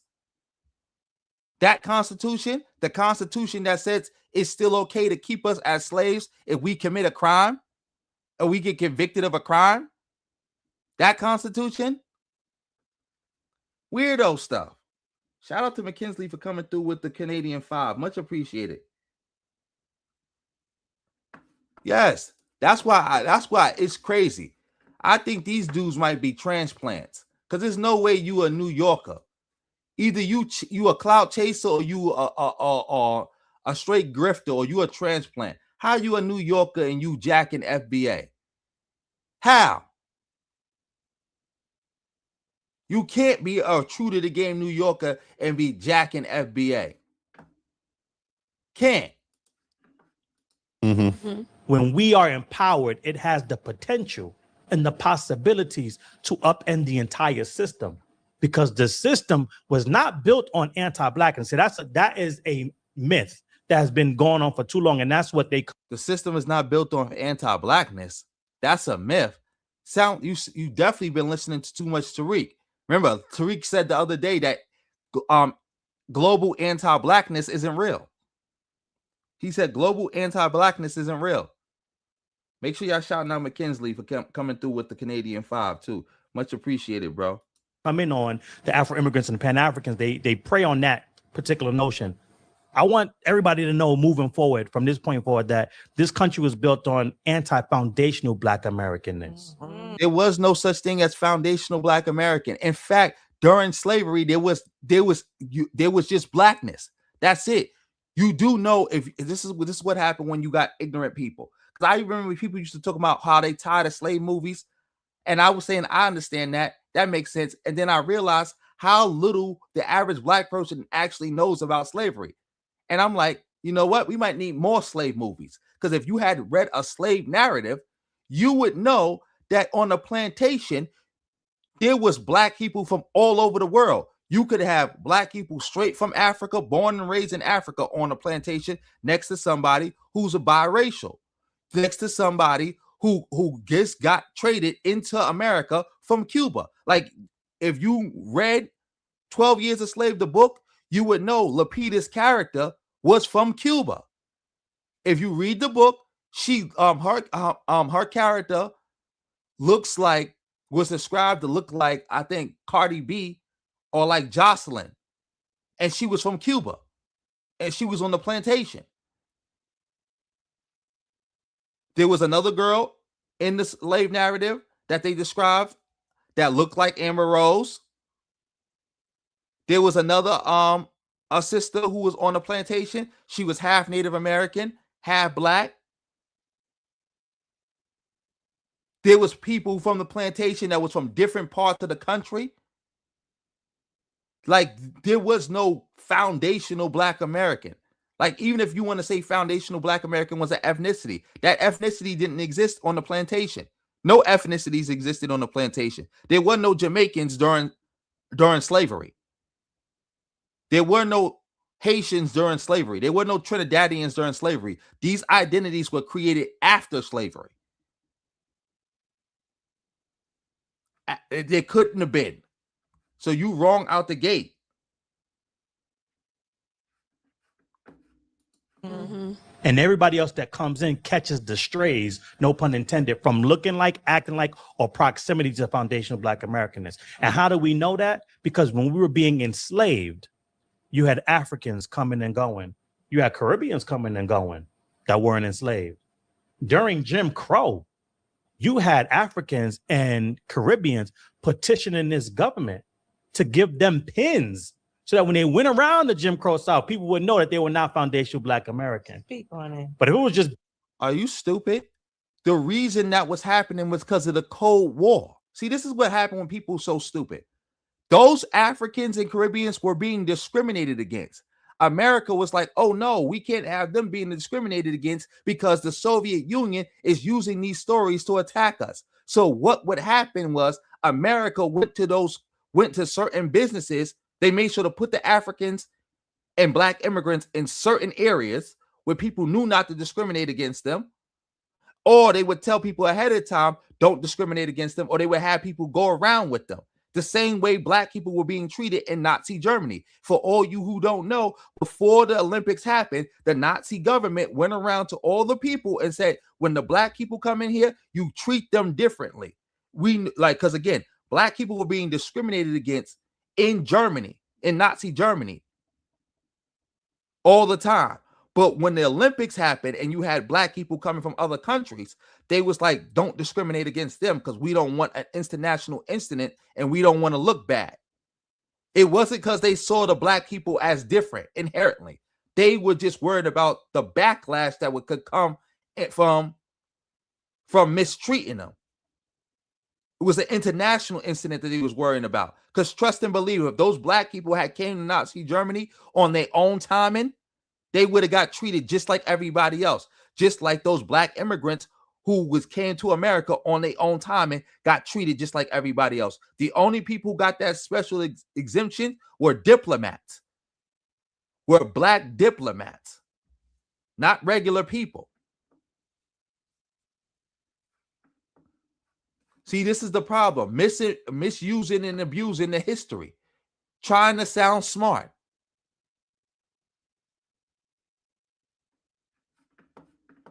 Trying to sound smart. What are you talking about? Excuse? Oh, first of all, I'm gonna unblock you because you said Tether, you're a bozo. On top of that, that's not an excuse. That's just reality. Like I said, the Nazis did the same thing. That's not an excuse. That's not saying that the black people were different. Because like I said, if you paid attention to what I said, the black people who came here on their own time were being discriminated against. The black diplomats were being discriminated against at first. You do know the only reason the civil rights movement succeeded is because America was trying to keep the story of how America treated black people from becoming international news. And the Soviet Union showing everybody, saying, hey, people in the third world, don't mess with America in the West. Look how they treat black people there. If they treat black people in their country like that, what you think they're going to do to you? That's the only reason the civil rights movement even succeeded. That's the reason why they even people was accusing Martin Luther King of being a communist, saying that you're doing all this stuff you're doing is only helping the Soviet Union. You're a communist.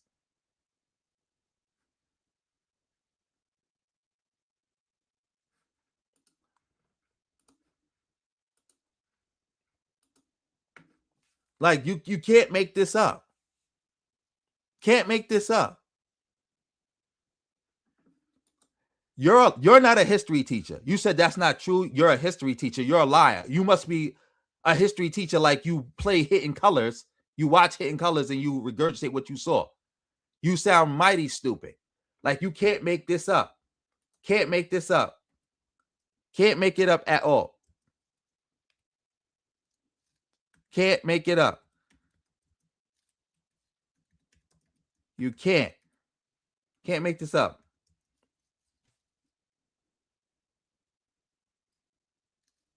Can't. Based on race, then there would be nothing you could do. But it was never based on race. And that They said it was never based on race. These people are so disgusting and so stupid. If it was never based on race, then how come people like Constance Baker Motley, who was the most accomplished black woman in American history before Kamala Harris took that spot, were being discriminated against? If it was never based on race, how come people like Kwame Ture, formerly known as Stokely Carmichael, was being discriminated against? If it was never based on race, how come people like Harry Belafonte, Cindy Portier, and all the rest were being discriminated against? Shout out to Bold and Understanding for coming through with the 5. Much appreciated, beloved. Of course, that's what he's doing. Of course, you already know that's what's going to happen. Matter of fact, it's going to happen before Trump leaves office, because quiet is kept. Next year, we're going to see reparations be made illegal. You're going to see reparations get made illegal next year. Quiet is kept. You're going to see reparations be made illegal next year, which is going to be so funny. And then you're going to see all these FBA bozos crying and talking about how Trump is bad and how they done with MAGA and how we got to come together as black people. Watch. You're going to see that. That's what you're going to see. Can't make it up. Of course, they don't underestimate it. They don't even know about it. Do you think the average FBA bozo understands the Cold War politics that played a role in the civil rights movement? Do you think they know? If you ask them, they think black people in America just walking around getting their ass whooped. Not even black people, a handful of black people walking around the country getting their ass whooped actually change policy in America. Like think about that. You know how stupid you got to be to believe that? So So all black people had to do, that was the magic secret. Walk around and get your ass whooped. If that was the case, how come that didn't work in the 40s? Why that didn't work during Red Summer? Red Summer, black people was walking around getting their ass whooped. They was getting more than their ass whooped during Red Summer. How come that didn't change everything? Like, you can't make this up.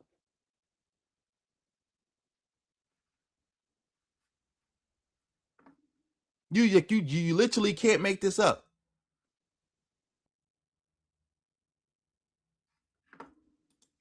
I know it hurts. I know it hurts. I know the truth hurts. I know it hurts. I know it hurts. I know y'all mad. I know y'all mad. Ain't nobody jealous. How could I be jealous of black Americans? I am a black American. A black American is anybody black in America. See, you're a foundational black American. You're part of a hate cult that never accomplished anything.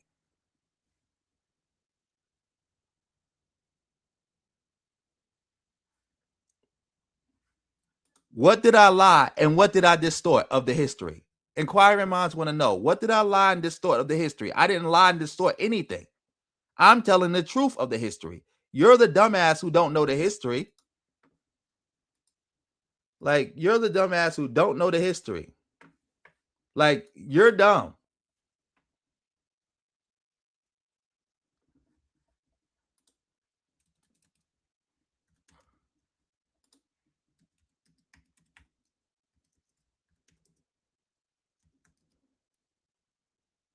Like, you can't make this up. You can't make this up, boy. I tell you what. Oh, shout out to K Dawn for coming through with the Canadian 2 for the double up. Much appreciated. Of course they don't understand anything. Like, you can't expect FBA bozos to understand anything. These guys are dumb and they're weird. They're dumb. They're weird. This bozo. Let me let this bozo finish up, though. Kind of segues to the other conversation you have. See, because black in this country always meant our ethnic group. That's a lie. That's a lie. That's a lie. Bold-faced lie. The funny part about it, the reason we even call ourselves black in America is because of Kwame Ture. Kwame Ture started the Black Power movement. He was the one running around calling himself black and calling black people black and saying being a Negro was something bad. And we got to go from Negro to black, from black to African. He's literally the reason people started calling themselves black. Remember, calling a black person black back then was the equivalent of calling a black person a Negro today, but worse. That was literally fighting words. That could be a fight calling a black person black back then. And he was the one who first went around calling himself black. Even the Nation of Islam, who teaches the black man is God, wasn't calling themselves black in public. Every time you see Malcolm and any of them speak and saying black, that's because they at a Nation of Islam meeting. When you see them in the public or or on the news, what do they say? Negro. They say Negro because they knew how toxic that word black was. The first person to come on national media and call black people black and stand on blackness and define blackness as something good to the masses, unapologetically, and not only define black as something good, but a Negro as something bad, was Kwame Ture. Like, these people just be making up anything. And the funny part about this goes against what Tariq even taught. You know, Tariq got the chicken butt mouth because he has taught this black being the ethnic group stuff before, but he has also argued against it. But you can't make this up. You can't make this up at all. Oh, shout out to East Coast Cat for coming through with the 10.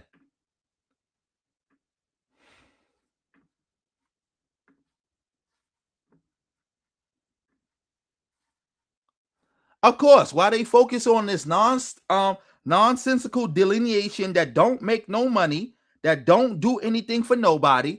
Everybody else is moving on. Like, they keep saying they delineate. I want to know, when are they gonna finally delineate? Like, every time they talk, we are delineating. When is this process gonna be complete? When is the delineation process gonna be complete? Inquiring minds want to know, when is it gonna be complete? Because I'm tired of hearing about this. When are y'all gonna finally be able to say We have delineated. We have delineated. When is that going to happen?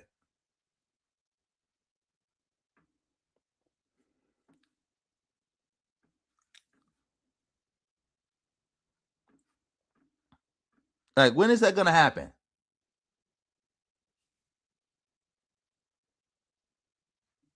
Like, you can't make this up. Matter of fact, look what I just found, family. Look what I just found. That's how true it is. Because where's that bozo at who said I was wrong? Let's see what this say. Let's see what this say. This says what? To protect visiting African leaders and diplomats from humiliating racist discrimination during the Jim Crow era, President JFK, John F. Kennedy administration created the Special Protocol Service section within the State Department in 1961. Like, I thought I was wrong. I thought I was making this up. I thought I lied. I thought that they was treating them different because they knew that they was different and they didn't see them as the same. According to this, they was being discriminated against just like everybody else. But because they was leaders and diplomats, they couldn't allow that to keep going on because it's going to make America look too bad in the eyes of the Soviet Union. Led by Pedro San Juan, this unit worked to secure housing and desegregate highway businesses along U.S. Route 40. Exactly. Any African or any black leader, any African or any black immigrant who wasn't a part of this particular group was getting the same discrimination that every other black person was getting in America at that time. No different. No different. So somebody said I was wrong. Is that bozo still in the building? Who said he was a history teacher and said I didn't know what I was talking about? Is he still in the building? Inquiring minds want to know. Is he still in the building? Who said I was wrong? Low vibes, where you at? You still in the building? Oh, shout out to Justin March for coming through with the 5 for the triple up. Oh, we hit our goal, family. We hit the goal for the night. Shout out to everybody who donated financially to helping me hit this goal. Much appreciated. Much appreciated, family. Thank you so much. Thank you so much. Everybody, make sure y'all saluting everybody who came through and showed love to help me hit the goal. Thank you. Much appreciated to everybody who came through. Like you can't make this up. Can't make this up. You said you right here. I said it. So you said I was wrong. You said I didn't know what I was talking about when I corrected him when he tried to make it seem like, oh, the discrimination was just against quote unquote foundational black Americans. It wasn't against black immigrants. It wasn't racial. It was just against our ethnic group. I just proved that wrong. Now, what do you have to say about that, history teacher? What do you have to say about that, history teacher? History teacher, I'm waiting. Inquiring minds want to know. What do you have to say about that, history teacher? Oh, shout out to East Coast Kev for coming through for doubling up.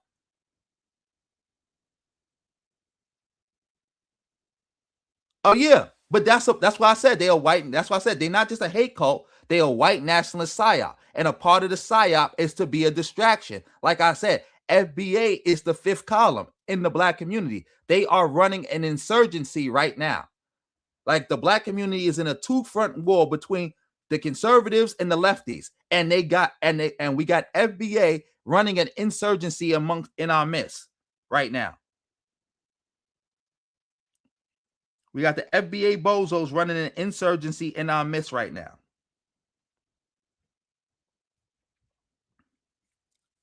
They have to be dealt with. They running an insurgency in our midst. But yeah, let's keep this going. Let's let this bozo finish up. Let's let them keep going. But because we were the only black ethnic group here, you didn't have to make any distinction. Makes sense. Yeah. That's a lie. That's a total lie. Again, when slavery ended, there was at least 5 different distinct groups of black people in this country. You had the Gullah Geechee, you had the Indian freedmen, you had the black people, you had the black people from the Gulf Coast, like Louisiana, the Creoles. You had the black people from the New York area. You had the other black people. You had the what's other group of black people we had in America? We had the largest group, the freedmen, the people who were the freedmen who got freed by the 14th Amendment. And I would also say that the freemen, the people who were free before the 14th Amendment, were free before the 13th Amendment, were also their own separate group. You had literally multiple different groups, not including we had a diaspora. We had a diaspora at the time too. So you had multiple different groups of black people in America, different groups that would count as ethnicities all unto themselves, and some of which are recognized as ethnicities to this day. The Gullah Geechee are recognized as a separate and distinct ethnicity, not including the black people from Florida. I forgot, Florida too. Oh, shout out to AO in the building, coming through with the 1,000 jewels GOAT trophy. Thank you for giving me the GOAT trophy. I'll accept that gift. Much appreciated. Everybody, make sure y'all shouting out AO. Shout out everybody who's supporting this stream, who coming through. Can't make this up. No, can't make this up.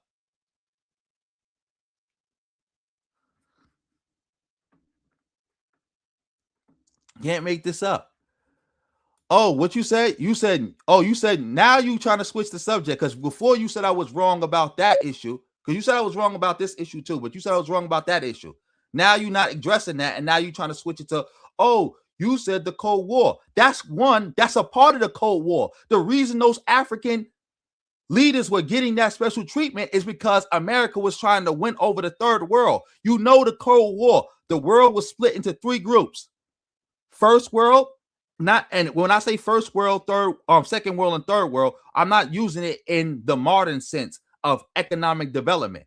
We're using it in the Cold War political sense. The first world was the capitalist countries. The second world were the communist countries. The third world were the non-aligned countries.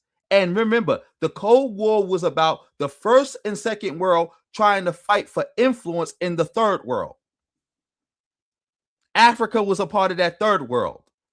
They didn't want to lose ground in there. And by allowing the African leaders to be treated like crap, America was losing ground to the Soviet Union. And the Soviet Union did take stuff that they saw from the civil rights movement and broadcast that all around the world. This is why, again, they called Martin Luther King a communist agent.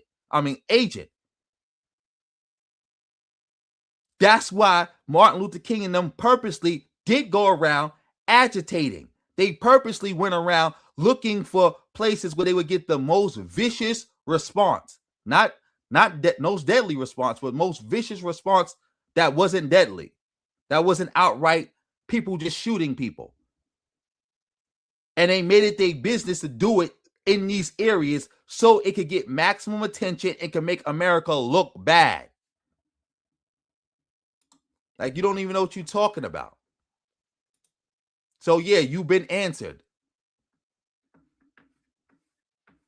You've been answered. Now what? After 1965, you get people in that the government is now calling black, and now all of a sudden black becomes a racial category. And so because we are now exposing all of this from top to bottom, now that's why we're gonna get called everything in the book. I don't know what's gonna be next, right? But my position from where I sit is that whatever I have to be, see, it's a Black American proverb, pun intended, that my mother taught me. It's not what they call you, it's what you answer to. So you could call me whatever you want. I'll be all of that. The only thing I'm answering to, though, is Foundation Black American. That was lame. Milestone, that's not what I said. What did I say? I said, yeah, first world was the capitalist countries, Western powers. Second world was the communists, Soviet Union and its allies. Third world was the unaligned countries. I didn't I say that? Or I said something different? Oh, you said I said it right. Good. Because people be telling me I be saying stuff wrong. And I'll be like, what did I say wrong? Maybe I'm saying it wrong and it came out wrong. I said it in my head right, but it came out wrong.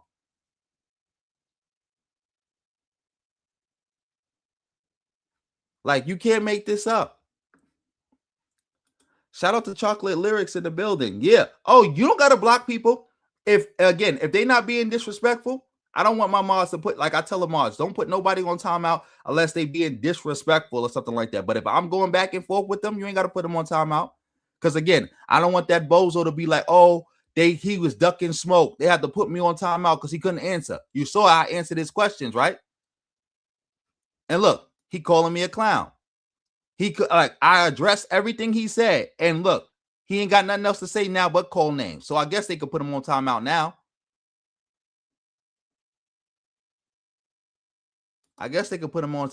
Because again, he's doing nothing but name calling now. He already lost, so he's doing nothing but name calling. Shout out to East Coast Kev for coming through again with the 5.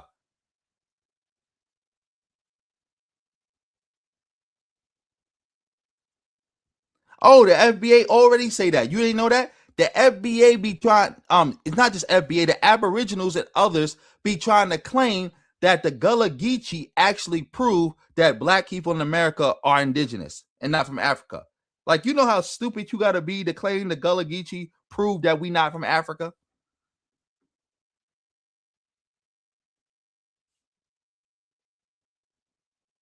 Like, you know what's so crazy?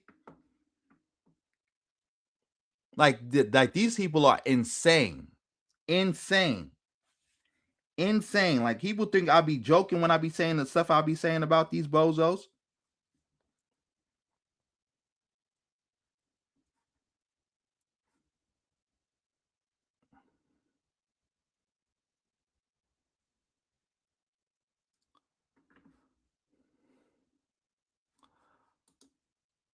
Oh no. Oh, we got a white person trying to infiltrate. So yeah, we could get him out of here. I'm out to ban him. You out of here. Trying to infiltrate with that nonsense. You gotta go. You got to go. Oh yeah, I got him out of here, Hood Mistress. I got him out of here. He's gone. But yeah, the other bozos, they couldn't take it. Who's trying to redefine FBA? Let me know what am I redefining? Let me know. Let me know what am I redefining?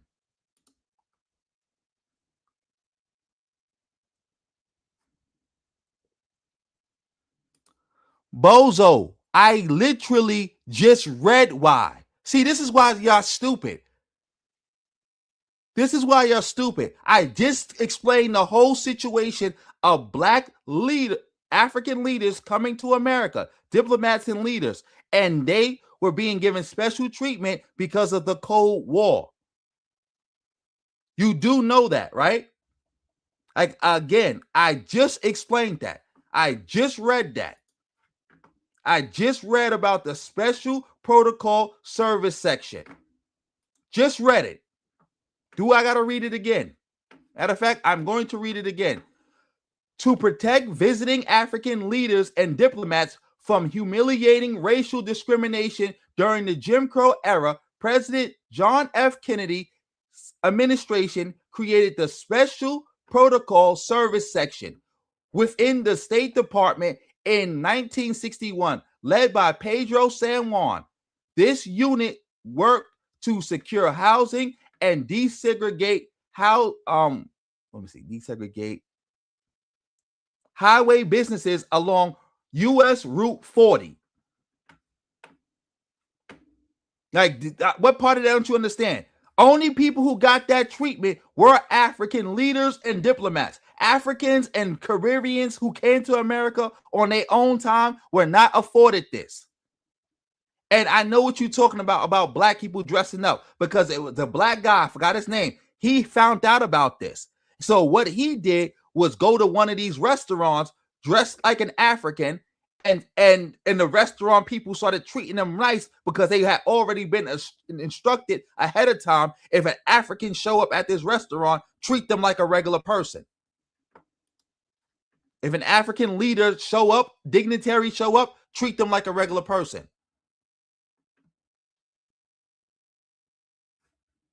Like, you can't make this up. Can't make this up.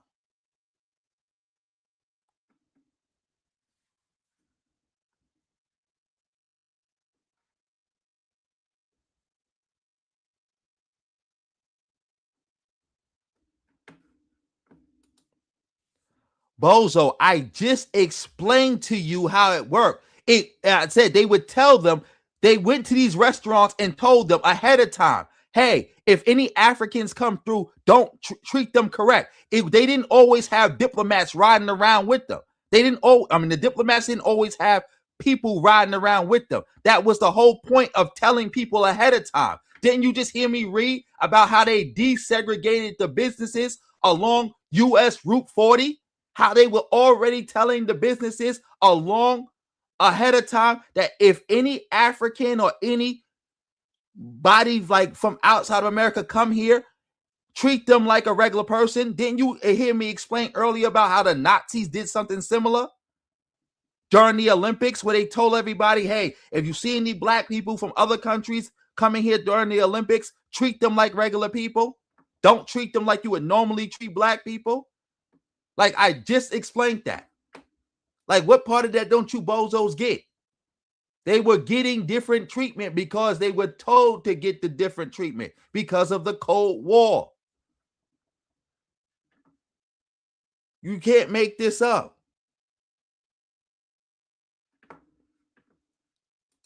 Exactly, President Jafar. That was the whole point. Just like the Nazis was hiding, because at the time when the Hitler was sterilizing what they call the Rhineland bastards and was experimenting on black people, you had black people coming from America, Jesse Owens and them, for the Olympics, talking about how great they was being treated in Europe and how there was no racism. While the Nazis was doing all that, they was bragging on the Nazis, not knowing that the Nazis would have treated them all the same like they was getting treated in America, if not worse. But the only reason they wasn't is because they knew that they was coming from America. So they had already told people ahead of the time to treat them right. Can't make this up. Can't make this up.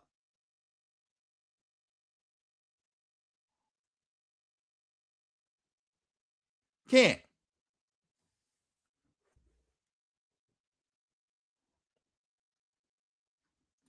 And those black baseball players were not pretending to be Cuban. They were Cuban. Like, I know what you're talking about. You're talking about the New York Cubans. That was a team that was started by Cubans. And then you had black people join the team, Native Black Americans. You had West Indians join the team. You had Puerto Ricans join the team later on. It started out as a Cuban team, Afro-Cuban team. And then you had black people from all over the diaspora join the team too. Can't make this up, bro. Y'all want it to be this nonsense, ethnic nonsense, that somehow that white people actually knew the difference and they cared about the difference. They didn't know the difference. They didn't care about the difference. Only certain people did, and it was only at certain times for their own benefit. Certain times for their own benefit.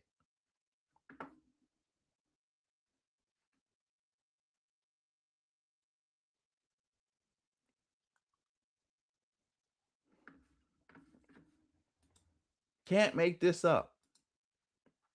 Like, y'all want this to be so different so bad. But anyway, shout out to everybody in the building. I think I want to cover this Mark Lamar Hill video. Matter of fact, I'm not doing that now because I don't know if he trademarks his stuff. I'll probably do that as a standalone video, as a pre-record.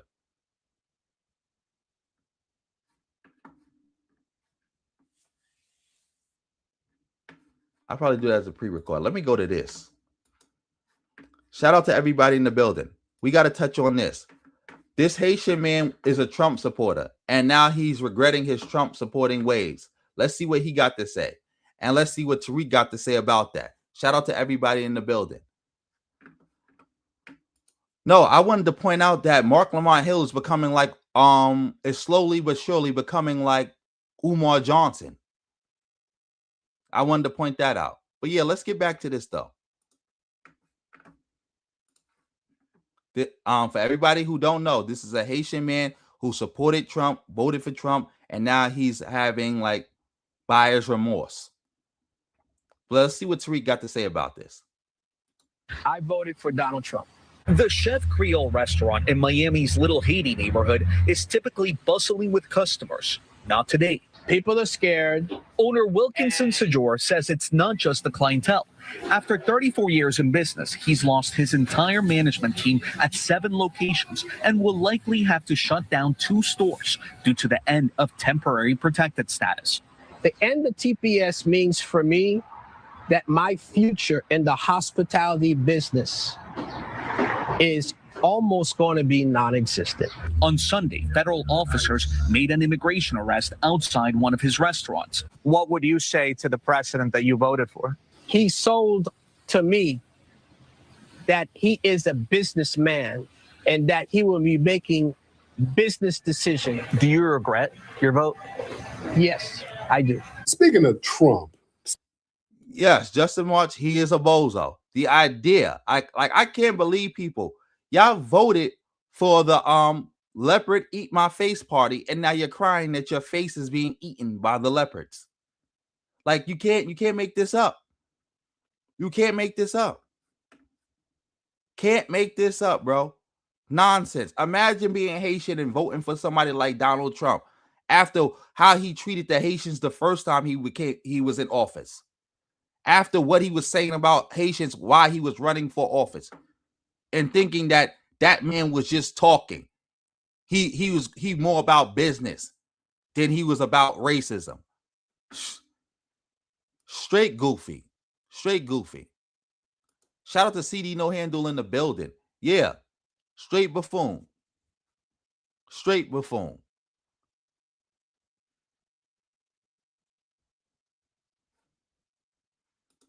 Exactly. Couldn't have put it better.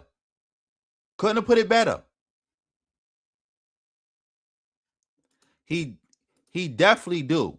He definitely do. Because again, he been here for 30-something years. That means you was here when Trump became president the first time. And you saw what all the stuff he's doing now, he was trying to do it the first time.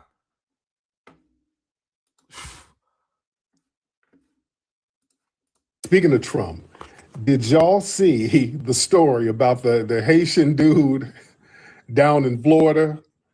The Haitian restaurant owner, this dude, what was his name? I forgot his name. But this dude down in Florida, he voted for Trump. He was a big Trump supporter. And now all of his Haitian workers about to get deported. I don't want to laugh, but yeah, the Chef Creole, was it something like that? He voted for Trump. Now ICE is getting all of his damn employees. Lord, the irony. So yeah, he's complaining that his employees are getting hemmed up now. Now they got a dip, and he feels he's about to lose his businesses and all that because of ICE. They're getting all of his damn Haitian employees. They're getting his people. And now he's saying he regretted supporting Trump. See, that's the thing. See, a lot of these people, family, a lot of these Caribbeans and all that, they align with right wingers now. They align with them. That's not true. A lot of Caribbeans don't do that. And second, Tariq, you do that. You purposely was campaigning for Trump. You voted for Trump. You are a Trump supporter. You actively told people to not vote for Kamala Harris so she could lose. That's Trump support. You ain't no different than him. Voting for Trump, not voting for Kamala puts you in the same vote. Like, you do know that, right? Voting for Trump is Trump support. Not voting Democrat is Trump support. Voting third party is Trump support, especially as a black person. You are a Trump supporter. You're not even an indirect Trump supporter. You are a direct Trump supporter. Remember, the reason you fell out with Yvette Carnell and Tone Talks is because you was meat riding Trump's a little too hard openly. They was like, dag, Tariq, we trying to support Trump in on a low-key way. We can't do that with you sitting around claiming ADOS, meat riding Trump, giving him throat babies back to back. Come on. They thought, supporting that political faction, that's going to grant them some permanent proximity to whiteness. They thought, putting on a MAGA hat and all that and co-signing a lot of that stuff, that was going to get them a pass. And they wanted to distance themselves. They were like, oh, we're not like those niggas. I am an immigrant. I work hard. I just got here with $2. They tried to pull a Winston Sears.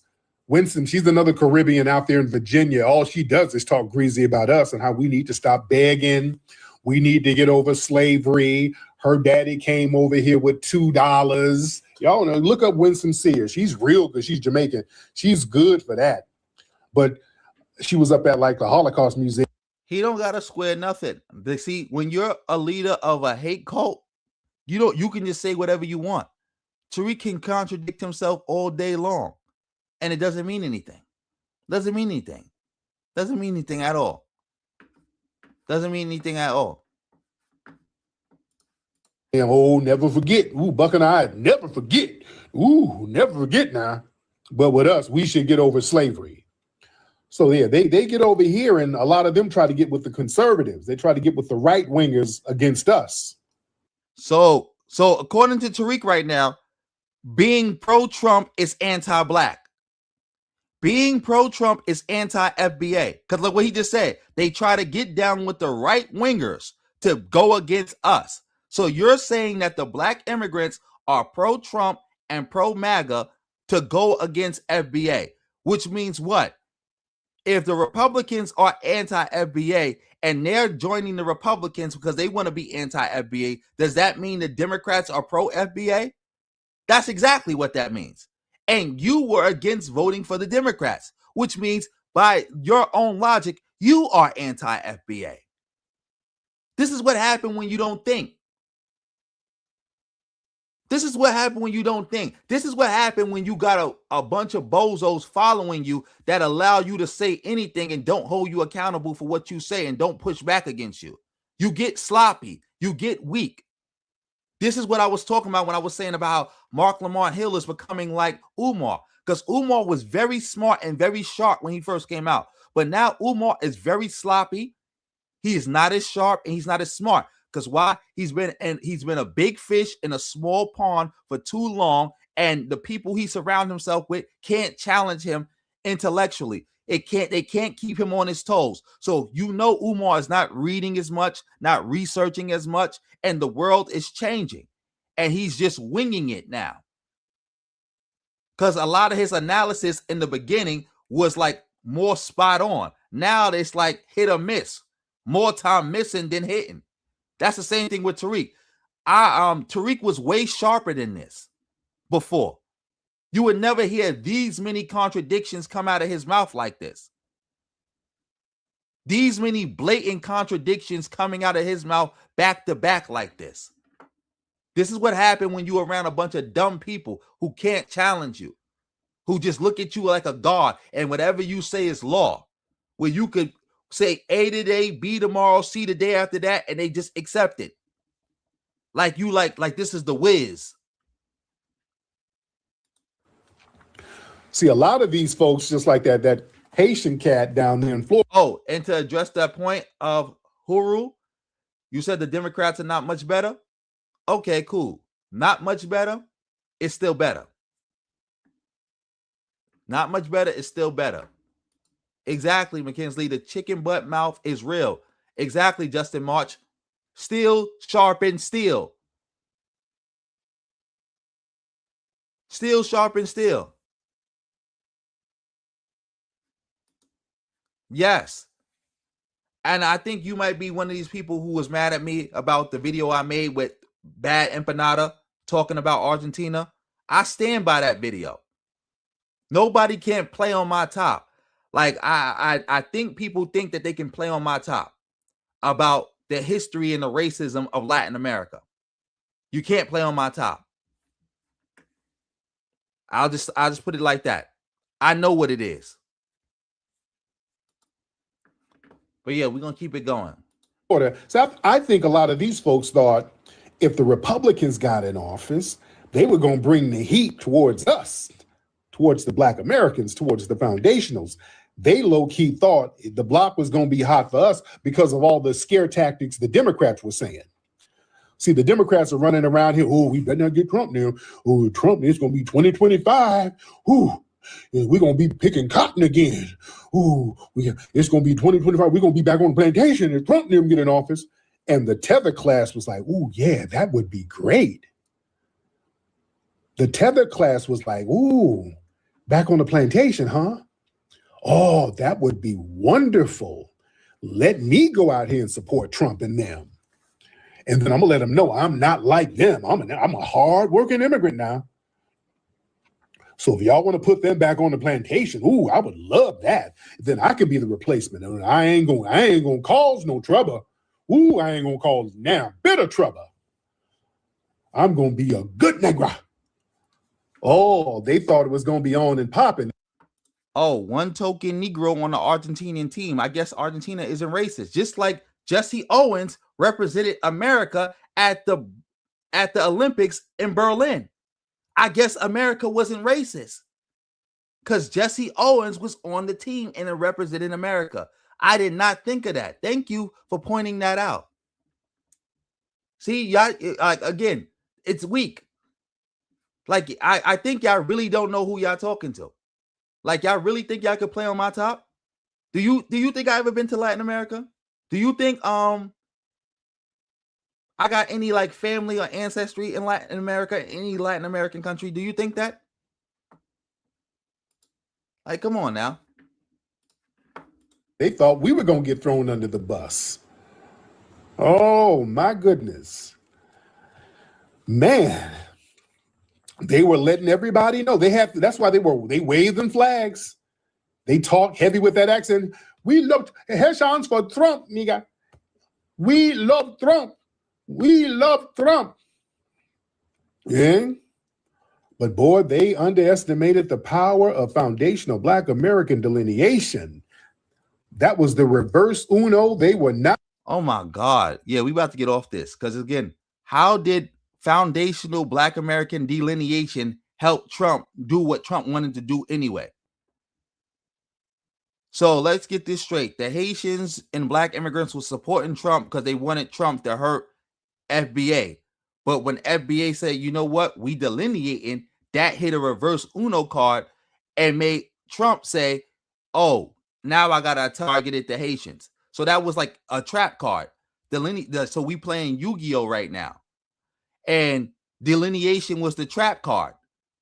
And when y'all activated the trap card of delineation, it made Trump, all the bad stuff that Trump was going to do to FBA, it got flipped back on the Haitians. So like we playing Yu-Gi-Oh. So it was like FBA versus Black immigrants in a Yu-Gi-Oh match. The Black immigrants said Trump attack. And then Tariq said, you just activated my trap card of delineation. And the trap card of delineation says anything bad you want to happen to FBA is going to happen now to Black immigrants. So now y'all getting into it with Trump. You just activated my trap card. Nonsense. Nonsense. This is the stuff we got to deal with. Disgusting. Disgusting. Not ready for, ladies and gentlemen. You see, for a long time, we as foundational Black Americans, we took all the political heat for everybody. We were the shield for everybody's targeting. We had to take the hits. We had to march and we had to carry all the political weight. Now we delineated, we made it clear. We ain't playing that role. The rules of the game has changed. See, now We've removed ourselves from the bottom. Oh my God, this bozo is so let me get this straight now. Black people saying that they delineate and then they not carrying nobody else's weight is why this is happening. So you telling me if FBA didn't delineate, Trump wouldn't be doing what he's doing to the Haitians right now, because we would say no, those are our brothers and sisters. So Trump was like, all right, I gotta bow before the mighty FBA. The mighty FBA said leave y'all alone, so I'm gonna leave y'all alone. How come the mighty FBA can't tell Trump to leave y'all alone? Because for all you who don't know, because Tariq is talking about the Haitians, this Haitian man getting his wake-up call. I can't wait till all you FBAs get your wake-up call. Because as you can see on your screen, Ed Blum and Donald Trump, his DOJ, are working together right now as we speak to have reparations be made illegal. There's a court case going to the Supreme Court, and I'm pretty sure the Supreme Court is going to rule 6-3 on this, which will effectively make reparations at the federal level, local level, state level illegal. This is what you bozos brought in. I want to see FBA stop this. I want to see FBA march and use all their power to say, Supreme Court, you can't do that. We're not listening to you. We're getting reparations now. I want to see that. Inquiring minds, I want to see that. Not even inquiring minds want to know. I want to see that. Shout out to Romario for coming through with the 5. Everybody, make sure y'all shout out Romario. Of course, Tariq is uneducated. It's like this. Tariq is tricking his audience because he's playing on their top because they're super uneducated. He's deceiving them, but he's deceiving while being deceived himself because he doesn't even know how bad things are gonna get because he's actually stupid.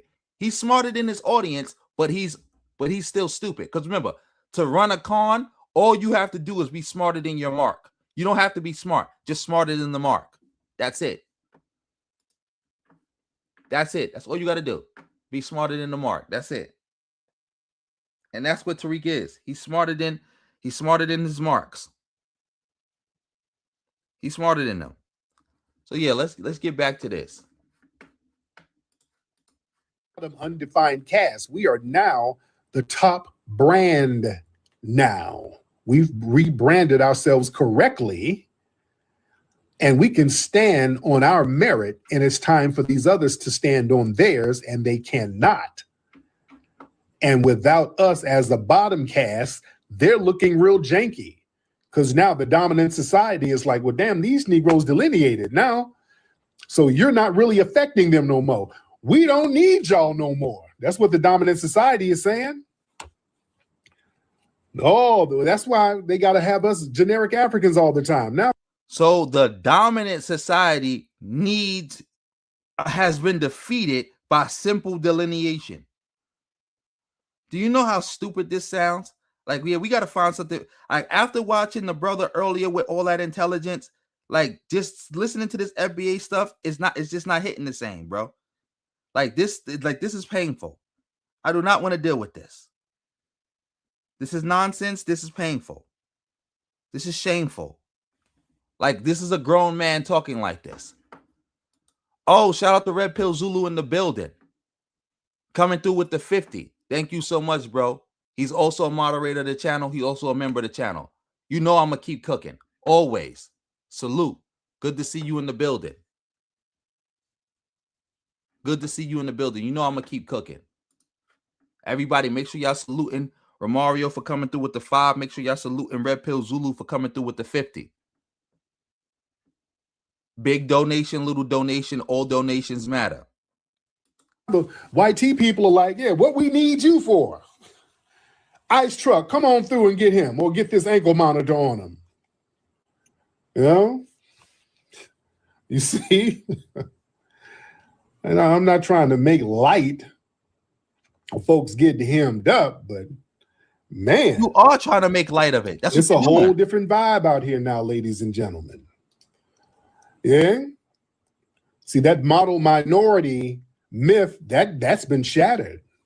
When were black people the model minority? Model minority. When were black people a model minority ever in this country?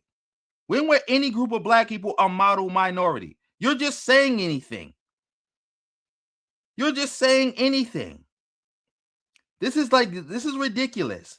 He's literally just saying anything. So let me get this straight. Black immigrants were a model minority in this country.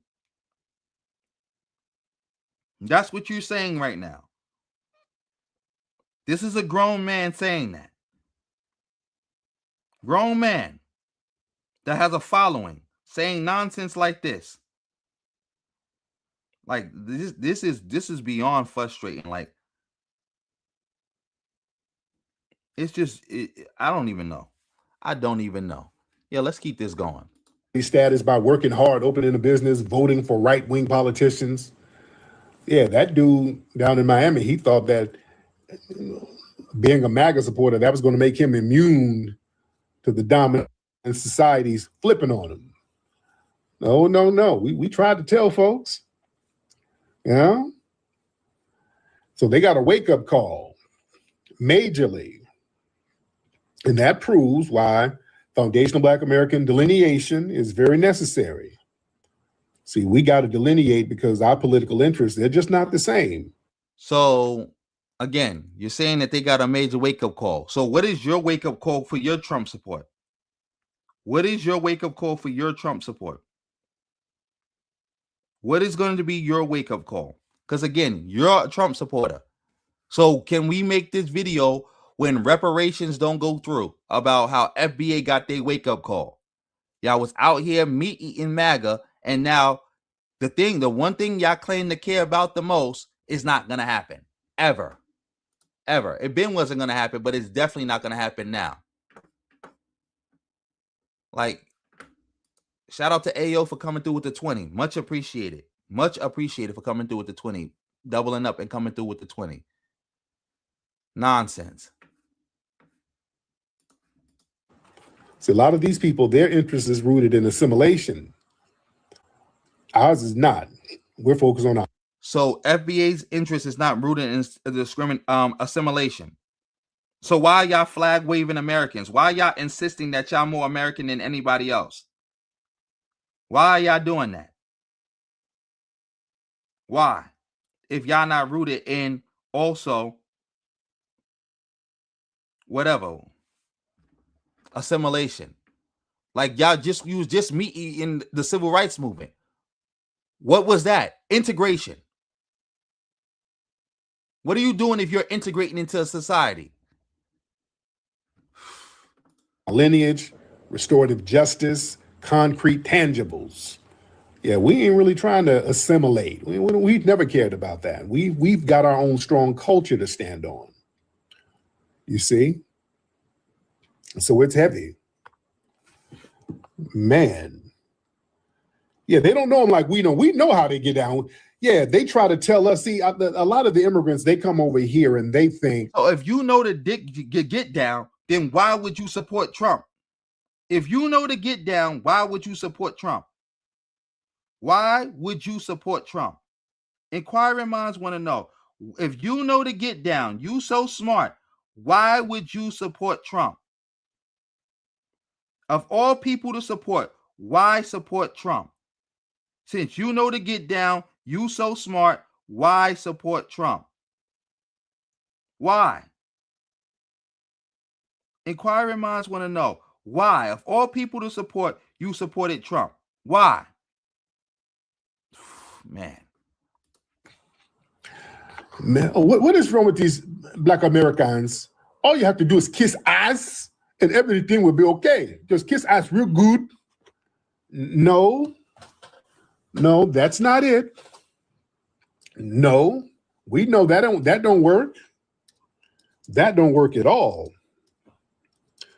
And they have to learn the hard way. Yeah, that ain't gonna work. And we try to tell them that's not gonna work. And they trick themselves. Oh, the white man loves me because I work hard. I'm a hard worker. I work very hard. And you're lazy. I got 4 jobs. You have 1 job. And I came over with $2. And look at me now, nigga. It's that. And these same people who would pump their heads up because they would run this game. See, the dominant society ran game on them. They was like, look, Dudatunde, I like you. I like you, Dudatunde.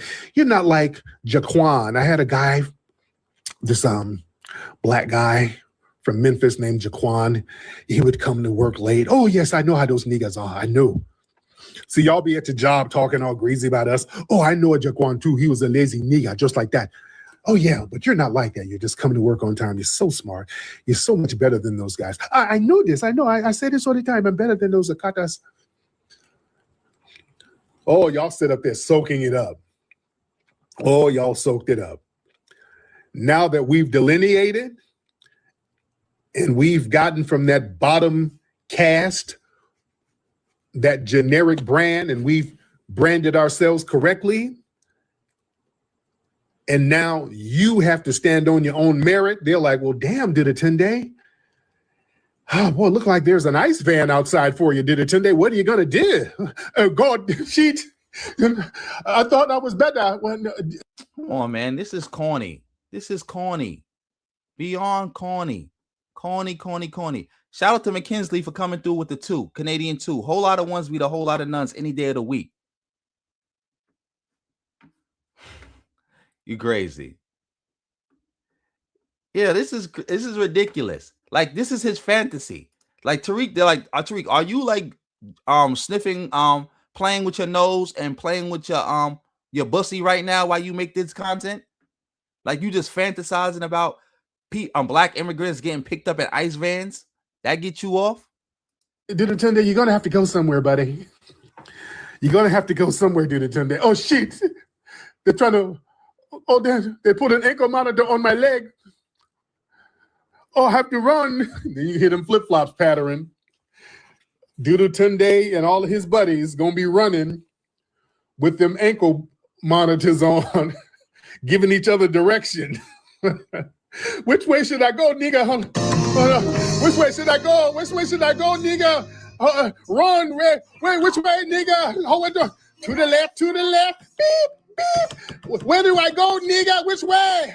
To the left. Oh, run faster. I got to run, nigga. To the left. Everything you're going to be running to the left. Like, was that supposed to be funny? That was supposed to be funny, right? That was mad corny. Shout out to K Dawn for doubling up, coming through with the 10 Canadian.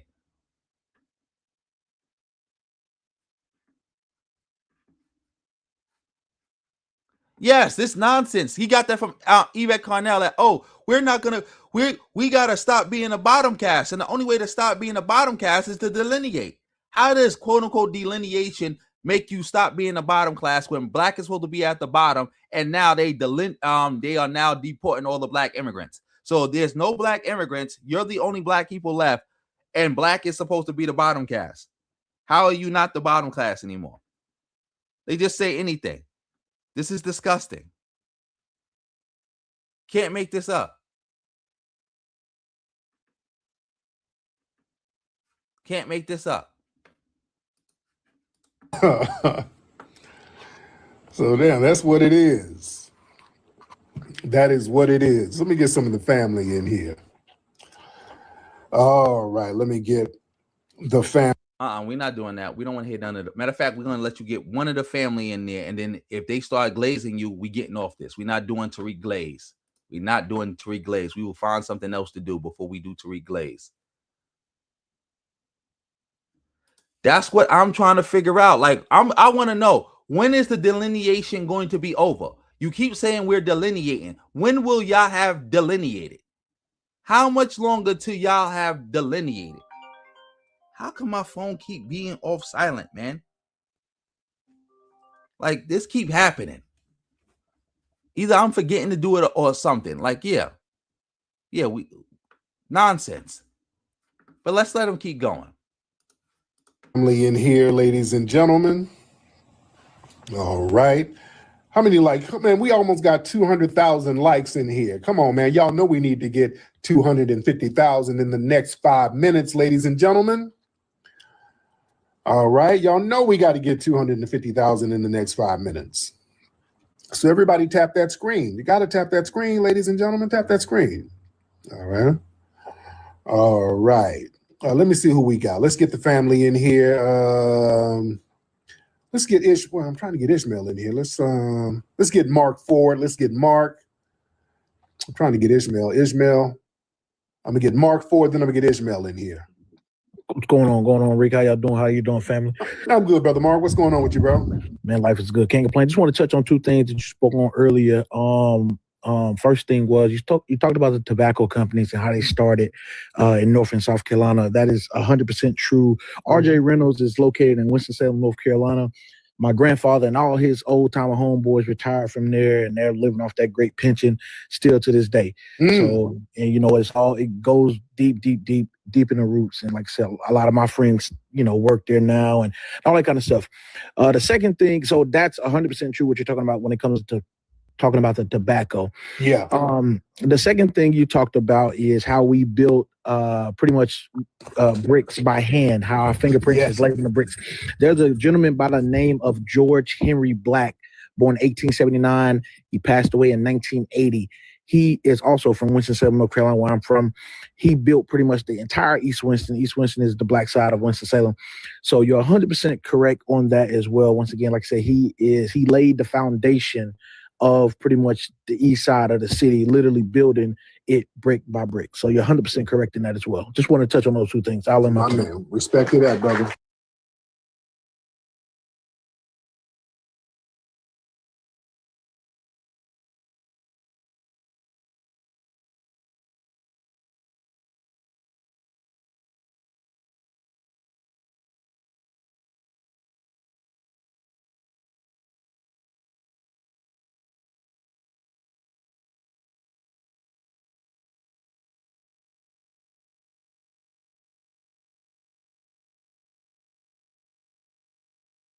Oh man.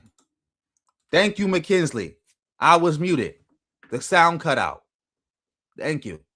I was saluting Go Z Buru. I think that's your name, Gozi Buru. I don't know. I'm sorry. I'm mispronouncing it. You said that the model minority has been expanded to include Mexicans. I don't know if I'm co-signing that. Shout out to you for the 199. Whole lot of ones beat a whole lot of nuns any day of the week. But I don't know if I could co-sign that. That Mexicans are now part of the model minority. I don't know. Can't co-sign that.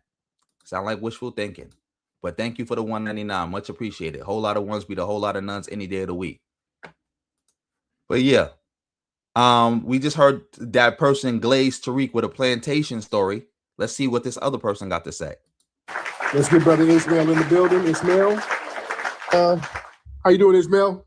I'm vibing, man. Living good, man. Hey, so you made the point that I was literally finna make. These Democratic shills taught them the whole play. Oh yeah. They taught them the whole play. And it's funny, when it comes to the shills, right? It's always some bleak outlook for Black Americans. Like, oh my God, this is the most this is really super uneducated. These dudes are so stupid. They don't even know what a shill is. Tariq is a shill. This is what happened when you got an uneducated group of people talking about something that's supposed to only be talked about with education. Tariq is the classic textbook definition of a shill. He is a Republican shill. Like, these people will call people like me a Democratic shill. I, by definition, can't be a shill because I am openly pro-Democrat. I tell people to vote Democrat. I am biased towards the Democrats. I be objective because, again, you can be on a team but be objective. I am 110% objective, but I am Team Democrat. Everybody who follows me knows that. People who like me, don't like me, or whatever, they know I vote Democrat. I tell people vote Democrat. Like, how could these people who y'all call Democratic shills be Democratic shills when they are openly supporting the Democratic Party? A lot of them literally openly work for the Democratic Party. So how can they be a shill? Tariq is the shill. Tariq voted for Trump while telling people to vote the couch because he knew the couch message was easier to sell than vote for Trump. And he knew telling people to vote the couch, vote Trump, or vote third party all would have the same effect.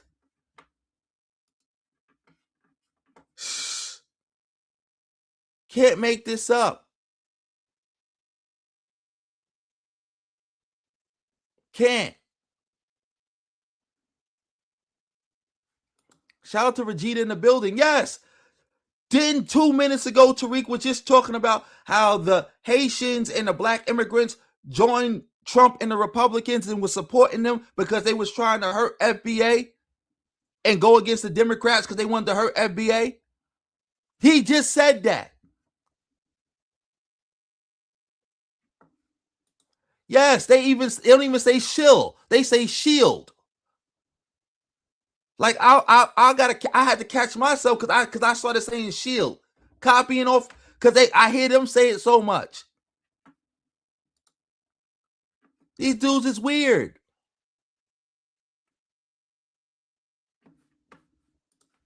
We never gonna overcome, and they just singing Negro spirituals, wade in the water, and the only way we gonna survive is we get Mondamni in. The only way we gonna survive, we get a Democrat in. That's how we gonna overcome. Yeah, that's how we gonna do it.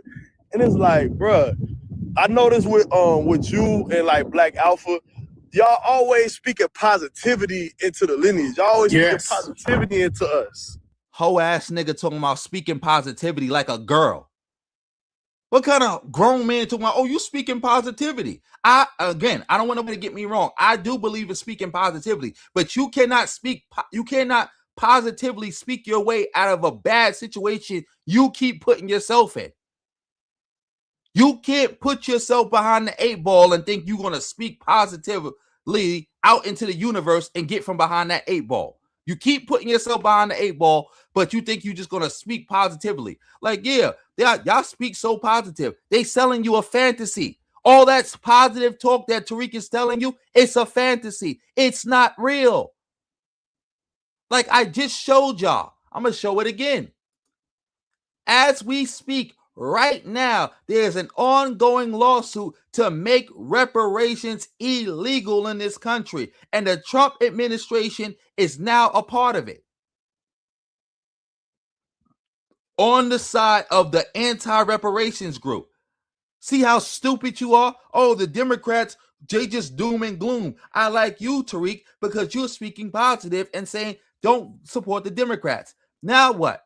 Show me how speaking positive is going to stop Trump and Ed Blum from winning this case. Show me how. With a positive thinking going to stop that. See, you got real black people out here doing real work, and it's being sabotaged by people like y'all. Y'all insurgents. Real black people who really go outside, who really care about black people, put in work to get this reparations in Evanston right now. And you got people like Ed Blum suing, and now the DOJ is joined in with them. And it's going before the Supreme Court, which means if the Supreme Court strikes this down, that effectively makes reparations illegal throughout the country. Remember, the Supreme Court can make law. A Supreme Court decision makes law. So if the Supreme Court says that, yes, reparations being paid out in Evanston is unconstitutional, that makes it unconstitutional for the whole country. The whole country.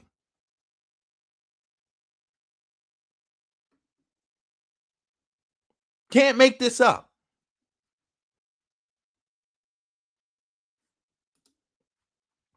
Oh, the reason why I got so many of them in the chat, Hood Mistress, because they all mad that I made that video about spoiled empanada.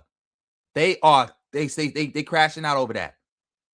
That anti-Argentinian video, that hurt their feelings. I'm about I'm about to make sure I upload that because again, they watching it from the live, so I'm about to give that its own video and put that up. Yeah, I think it's about time I do that. I'm gonna give them something to cry about. Shout out to everybody in the building. Make sure y'all supporting the stream any way y'all can. PayPal, Cash App, Venmo. I'll take it all. Whole lot of ones beat a whole lot of nuns any day of the week. Just let me know if you hit the PayPal, the Cash App, or the Venmo. If you want the shout out or you want me to read your comment, just let me know. Just let me know what you want me to do. And make sure y'all getting the likes up. Get the likes up. Get the likes up, family, if you can. Yes, I already know that. And they try to argue me down like I'm stupid, trying to play on my top about Argentina and its racism against black people.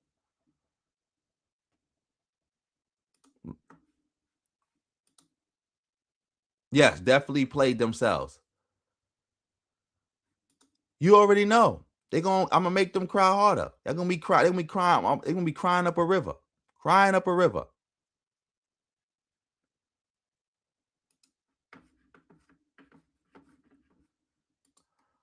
Are you one of these FBA bozos who think that like, oh, I'm against race-based reparations? I'm for lineage-based reparations. I know you probably one of those bozos.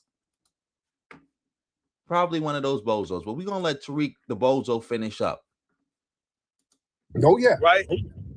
And there's something spiritual about that. And then I know it's a couple people that you kind of, you back to this nonsense about spirituality. Y'all, everything is always spiritual with y'all. Y'all the least spiritually in tune people, but everything is spiritual. you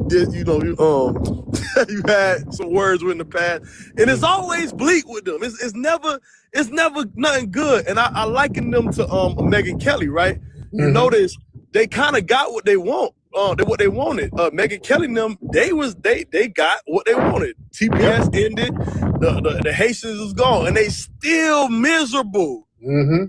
Mm-hmm. And that's the same thing with the Shield. They still miserable. And they supposed to be one of the betterment of our community, but they still miserable. So I just wanted to say that right quick.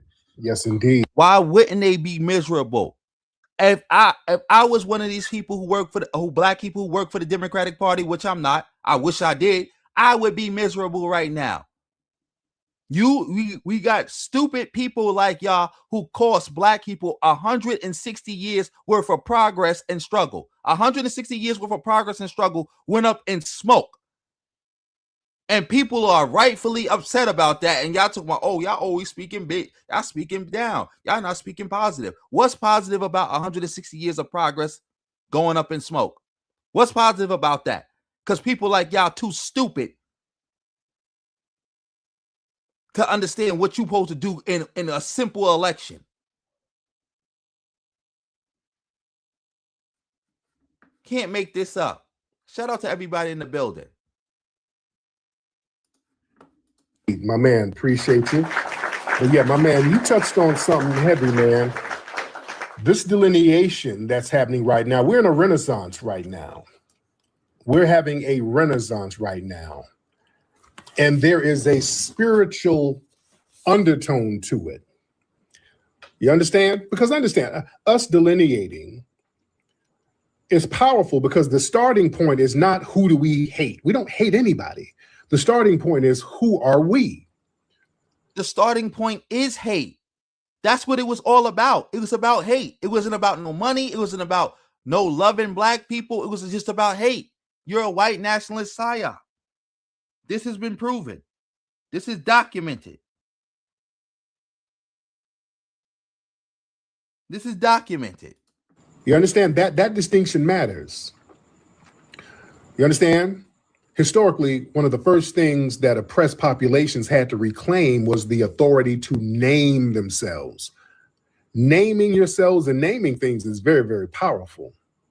That's why when the white tea people came around, they started naming everything, plants, animals, all types of stuff. Tariq got that from me. He got that from me. And the funny part is I was the one who said that to Tariq when he was attacking quote unquote ghetto names. And I pointed out that quote unquote ghetto, the average quote unquote ghetto name is not a made up name, which white people were trying to pretend that's the case. And even if it was, so what? People are taking ownership over themselves by giving themselves their own names. Because at once upon a time, all names were made up until the people who made them up gave them meaning. Like, Tariq be watching me too much. Like, when you ever started talking like that? People. See, when you name yourself, you're getting your power back. You're not letting people just throw a label on your ass all the time, and then they can define what it is. They've been doing that to us for the longest. You see? So, you know, after slavery, we started to, we created our own churches, our mutual aid societies, our own schools. Again, public schools came from us. They came from the freedmen schools. That's what I'm saying. A lot of stuff we do, a lot of stuff that's a part of American culture came from us, ladies and gentlemen. I'm telling you, you look at it. The lottery, that came from us running numbers. They were getting that from us. We were running them numbers and making a grip of money. They're like, oh shit, we got to do that. The state got to do that. The free lunch program, that came from the Black Panthers. There wasn't no free lunch program before the Black Panthers. You understand? All of that stuff was coming from us. The medical emergency, ENT workers. We talked about this before. Y'all know that came from us too. The first EMT workers were foundational Black Americans out of Pittsburgh, the Freedom House Ambulance Company. That's the first in the world. They taught the world how to do EMT work. Foundational Black Americans out of Pittsburgh, PA, the Freedom House Ambulance Company. We taught people how to do that. You understand? Tariq is right now mixing a whole lot of fiction with fact. And you know what happens when you mix a little bit of lie with with the truth? You create a whole lie. Also, none of these people that you are mentioning that you are truthfully speaking on called themselves FBA or whatever affiliate or themselves with FBA. Like, you are falsely claiming these people. They would never claim to be FBA. Never. I don't know why you feel the need to keep. I know why you do that, because you want to legitimize yourself. But yeah, these people would never call themselves FBA, and you need to stop referring to them as FBA. It's disrespectful. A lot of stuff is, we got our fingerprint in everything, family. Our fingerprints all over the place. But there's a spiritual essence to it.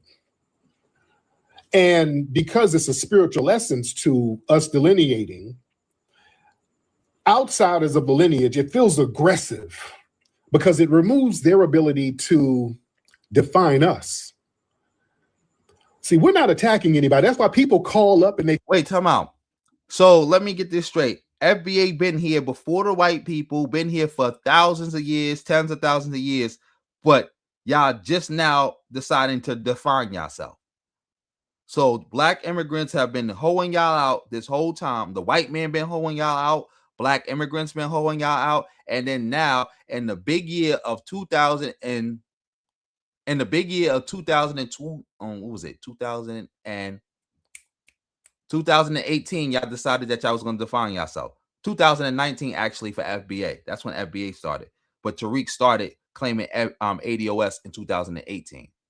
But he created and trademark and then began to trademark FBA in 2019. He didn't get the trademark in 2019, but he created FBA in 2019.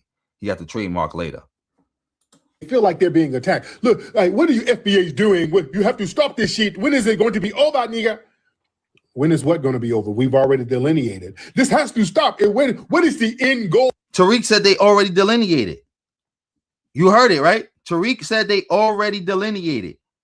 So why are they still talking about now that we are delineating? Why do you keep saying that? You keep saying now that we are delineating. Now you're claiming that you already delineated. So what is there to talk about if you already delineated now? This is disgusting. Oh, nigga, it's always, when is it going to stop? It's not. This is something that has already happened.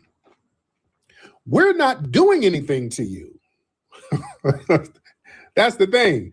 The Renaissance has already happened. It's never going to be over. We're not. You can't put toothpaste back in a tube. You understand? It's just not going to stop. It's already happened. there was a renaissance that happened. Renaissance, you can't do a reverse renaissance. A renaissance is an awakening. And we're not attacking anybody. Now we're checking people who are disrespectful. Is it a renaissance meaning rebirth? Not awakening? Don't it mean rebirth? I could be wrong. But I'm pretty sure it means rebirth. And again, why does a lineage need to be rebirthed? Why does an ethnic group need to be rebirthed? That doesn't make any sense. Movements need to be rebirthed. But really, the attack is basically them having a loss of interpretive control. See, people are so used to putting us into any type of interchangeable category and to siphon off of us. We said, no, history matters. We are. Yes, I remember that. He came up with his own nonsense language. Nonsense that he don't even speak no more. He just did it to run up a little bag and that's it. Shout out to Starbright. Yes, it means rebirth. See, Tariq, he can't stop using words wrong. Exactly, Julius. They are obsessed with black immigrants because, again, that's what FBA was started for, just to attack black immigrants. That's it. That's it.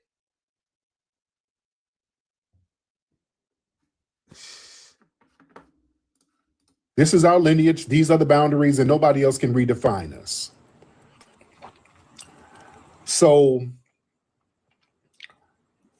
for many foundational Black Americans, there's an ancestral consciousness that goes with us recognizing our lineage. You understand? Because our lineage goes so deep in the soil, in the water, in the trees, in the plants. You can feel our ancestral energy here. We're all over the place. That's why every time they dig up something, they're digging up our bones somewhere.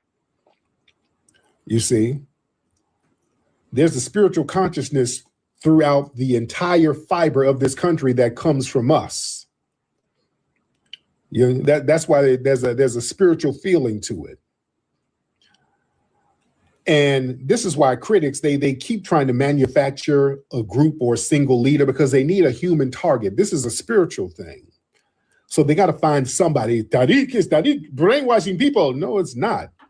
If I got abducted tomorrow, people are going to still be on FBA lineage business because your lineage is still your lineage. That's not true. Matter of fact, there might be a handful of people still doing it, but it won't be as big. And it'll be a bunch of infighting because you'll have one group saying that they're FBA, and then you'll have another group saying you're not FBA because Tariq said this, and then another group will say, well, Tariq said that. And it's like, yeah, it'll just be it'll get smaller and smaller and be a bunch of infighting. That's all it's going to be. Just like that high value man stuff. Once Kevin Samuels died, that high value man stuff died with him. Who you see running? Where you see all the little Kevin Samuels at now? They all gone. They on to the next griff. Just like Dan Calloway. That indigenous stuff used to be huge. Now that thing is shrunk. It's so small now that a lot of the indigenous bozos, just to get a little bit of clout, got to meet ride FBA.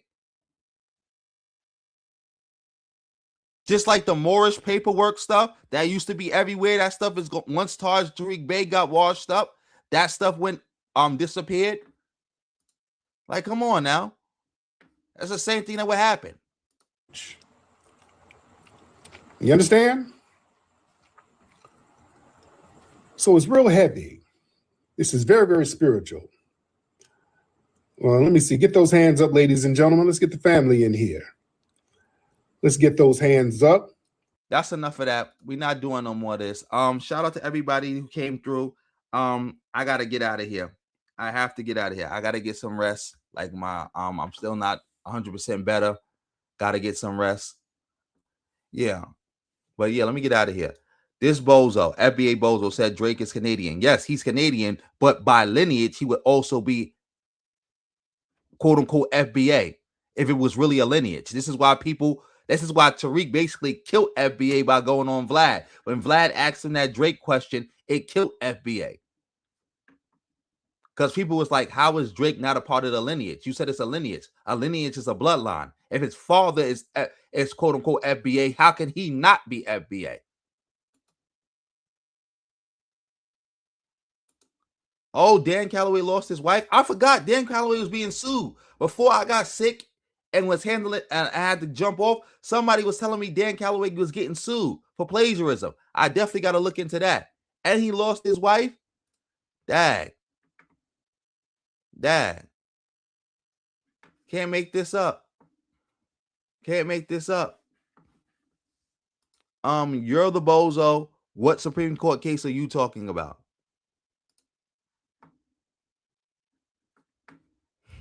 Yeah, but yeah, I gotta get out of here. Family, make sure you go subscribe to all my channels. You see the Nightbot in the channel. Here it go. Subscribe to all my channels because some people be saying they don't be getting the notifications. But if you subscribe to all my channels, I'm pretty sure you will be getting the notification. You will get it. You'll get at least one, and then you'll know I'm live. But yeah, let me get out of here real quick. I want to say this. We're going to give the shout outs. Salute to everybody for coming through. Make sure y'all hitting the like button and all that other good stuff on your way out. But before you leave, we got to do the shout outs. Shout out to Justin March, my first moderator, coming through with 20 memberships. Family, if Justin March gifted you a membership, make sure you thank him and make sure you keep it going. Make sure you thank him and make sure you keep it going. Also, shout out to Justin March for setting it off with the $2. Whole lot of ones, we a whole lot of nuns any day of the week. Shout out to let me see, what's the name? Let me see. La Senora. I can't even see. But thank you for coming through with the 199. East Coast Kev, thank you for coming through with the 5. Jada, I keep calling you Jade. See, I gotta get some glasses for the computer, and I gotta figure out how to make the font bigger. Jada, thank you for coming through with the 10, because I had to go back because I was calling you Jada the whole time before, and then I went back and rewatched it, and it said, no, that's not Jade, that's Jada. Shout out to Milton for coming through with the 10. Shout out to Q Don for coming through with the Canadian 5. Also, family, make sure you go subscribe to the other brother channel. He did some good work, so make sure you go subscribe to that channel. Shout out to RBG for the win, coming through with the super sticker with the $4.99. Much appreciated. Shout out to McKinsley for coming through with the Canadian 5. Shout out to Bold and Understanding for coming through with the 5. Shout out to K Dawn for coming through with the Canadian 2. Shout out to East Coast Kev for coming through with the 10. Shout out to Justin Marsh for coming through with the 5, helping me hit my goal. Shout out to everybody who helped me reach the goal. And shout out to everybody who helped push it past the goal. Much appreciated. Shout out to East Coast Kev for coming through with the 5. Shout out to Ayo for coming through with the 1,000 jewels. GOAT trophy. Thank you. I appreciate that. Shout out to East Coast Kev for coming through with another 5. Shout out to Red Pill Zulu for coming through with the 50. You know I'm going to keep cooking, bro. Also a moderator and a member of the channel. Shout out to Romario for coming through with the 5. Shout out to Ayo for doubling up and coming through with the 20. Shout out to McKinsley for the I don't even know what, I think this is the triple up for coming through with the Canadian 2. Whole lot of ones, we the whole lot of nuns any day of the week. Shout out to K Dawn for coming through with the Canadian 10. Shout out to again, I can't see this name and I definitely can't pronounce it. So I'm gonna look it up. Gozibora.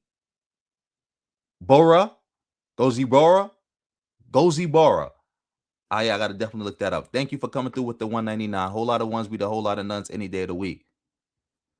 Oh, shout out to Neon for coming through with the 1999. Much appreciated, Neon. Much appreciated. Thank you. Everybody, make sure y'all salute everybody who came through and supported the stream. Much love to everybody who came through. Also, I want to thank everybody who came through and gave a like. I want to thank everybody who came through and gave a share. I want to thank everybody who subscribed to the channel, who hit the bell. I want to thank everybody who dropped a comment. I want to thank everybody who dropped the fire emoji. I want to thank everybody who hit the reaction heart. I want to just thank everybody who just came through. That's all support. And I need that support. Remember, I'm not in the algorithm. I still have a strike on my channel. The only way I can get my videos promoted is by engagement.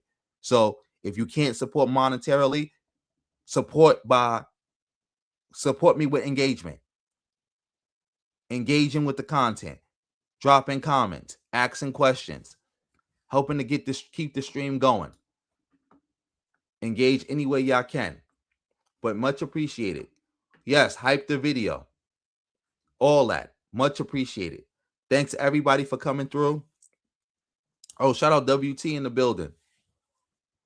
You already know we love everything black. Yeah, shout out to the visionary. Yeah, hype the video.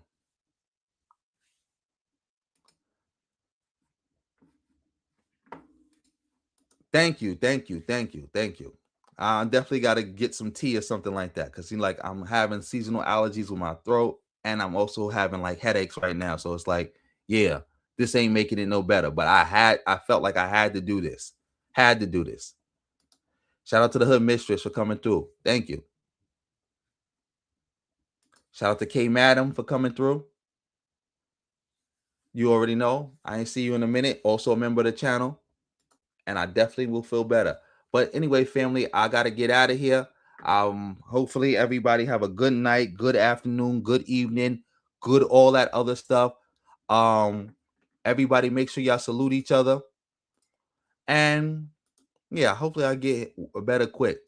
And you just gave me a good idea because I guess I got to do this show again because you bozos really think that about the issue of race-based reparations. These people are really that stupid, thinking like oh, we're not doing race-based reparations, we're doing lineage-based.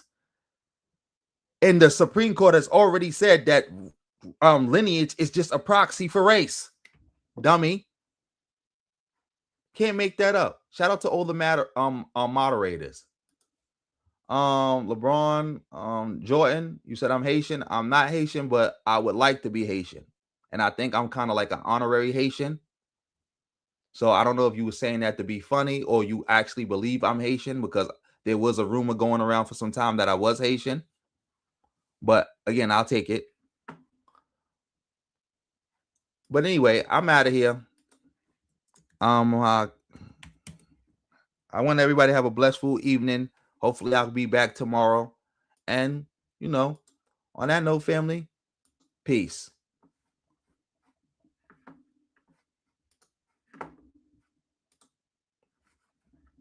Let me see. Yeah, peace. Shout out again to Neon for coming through at the end. Yeah, peace.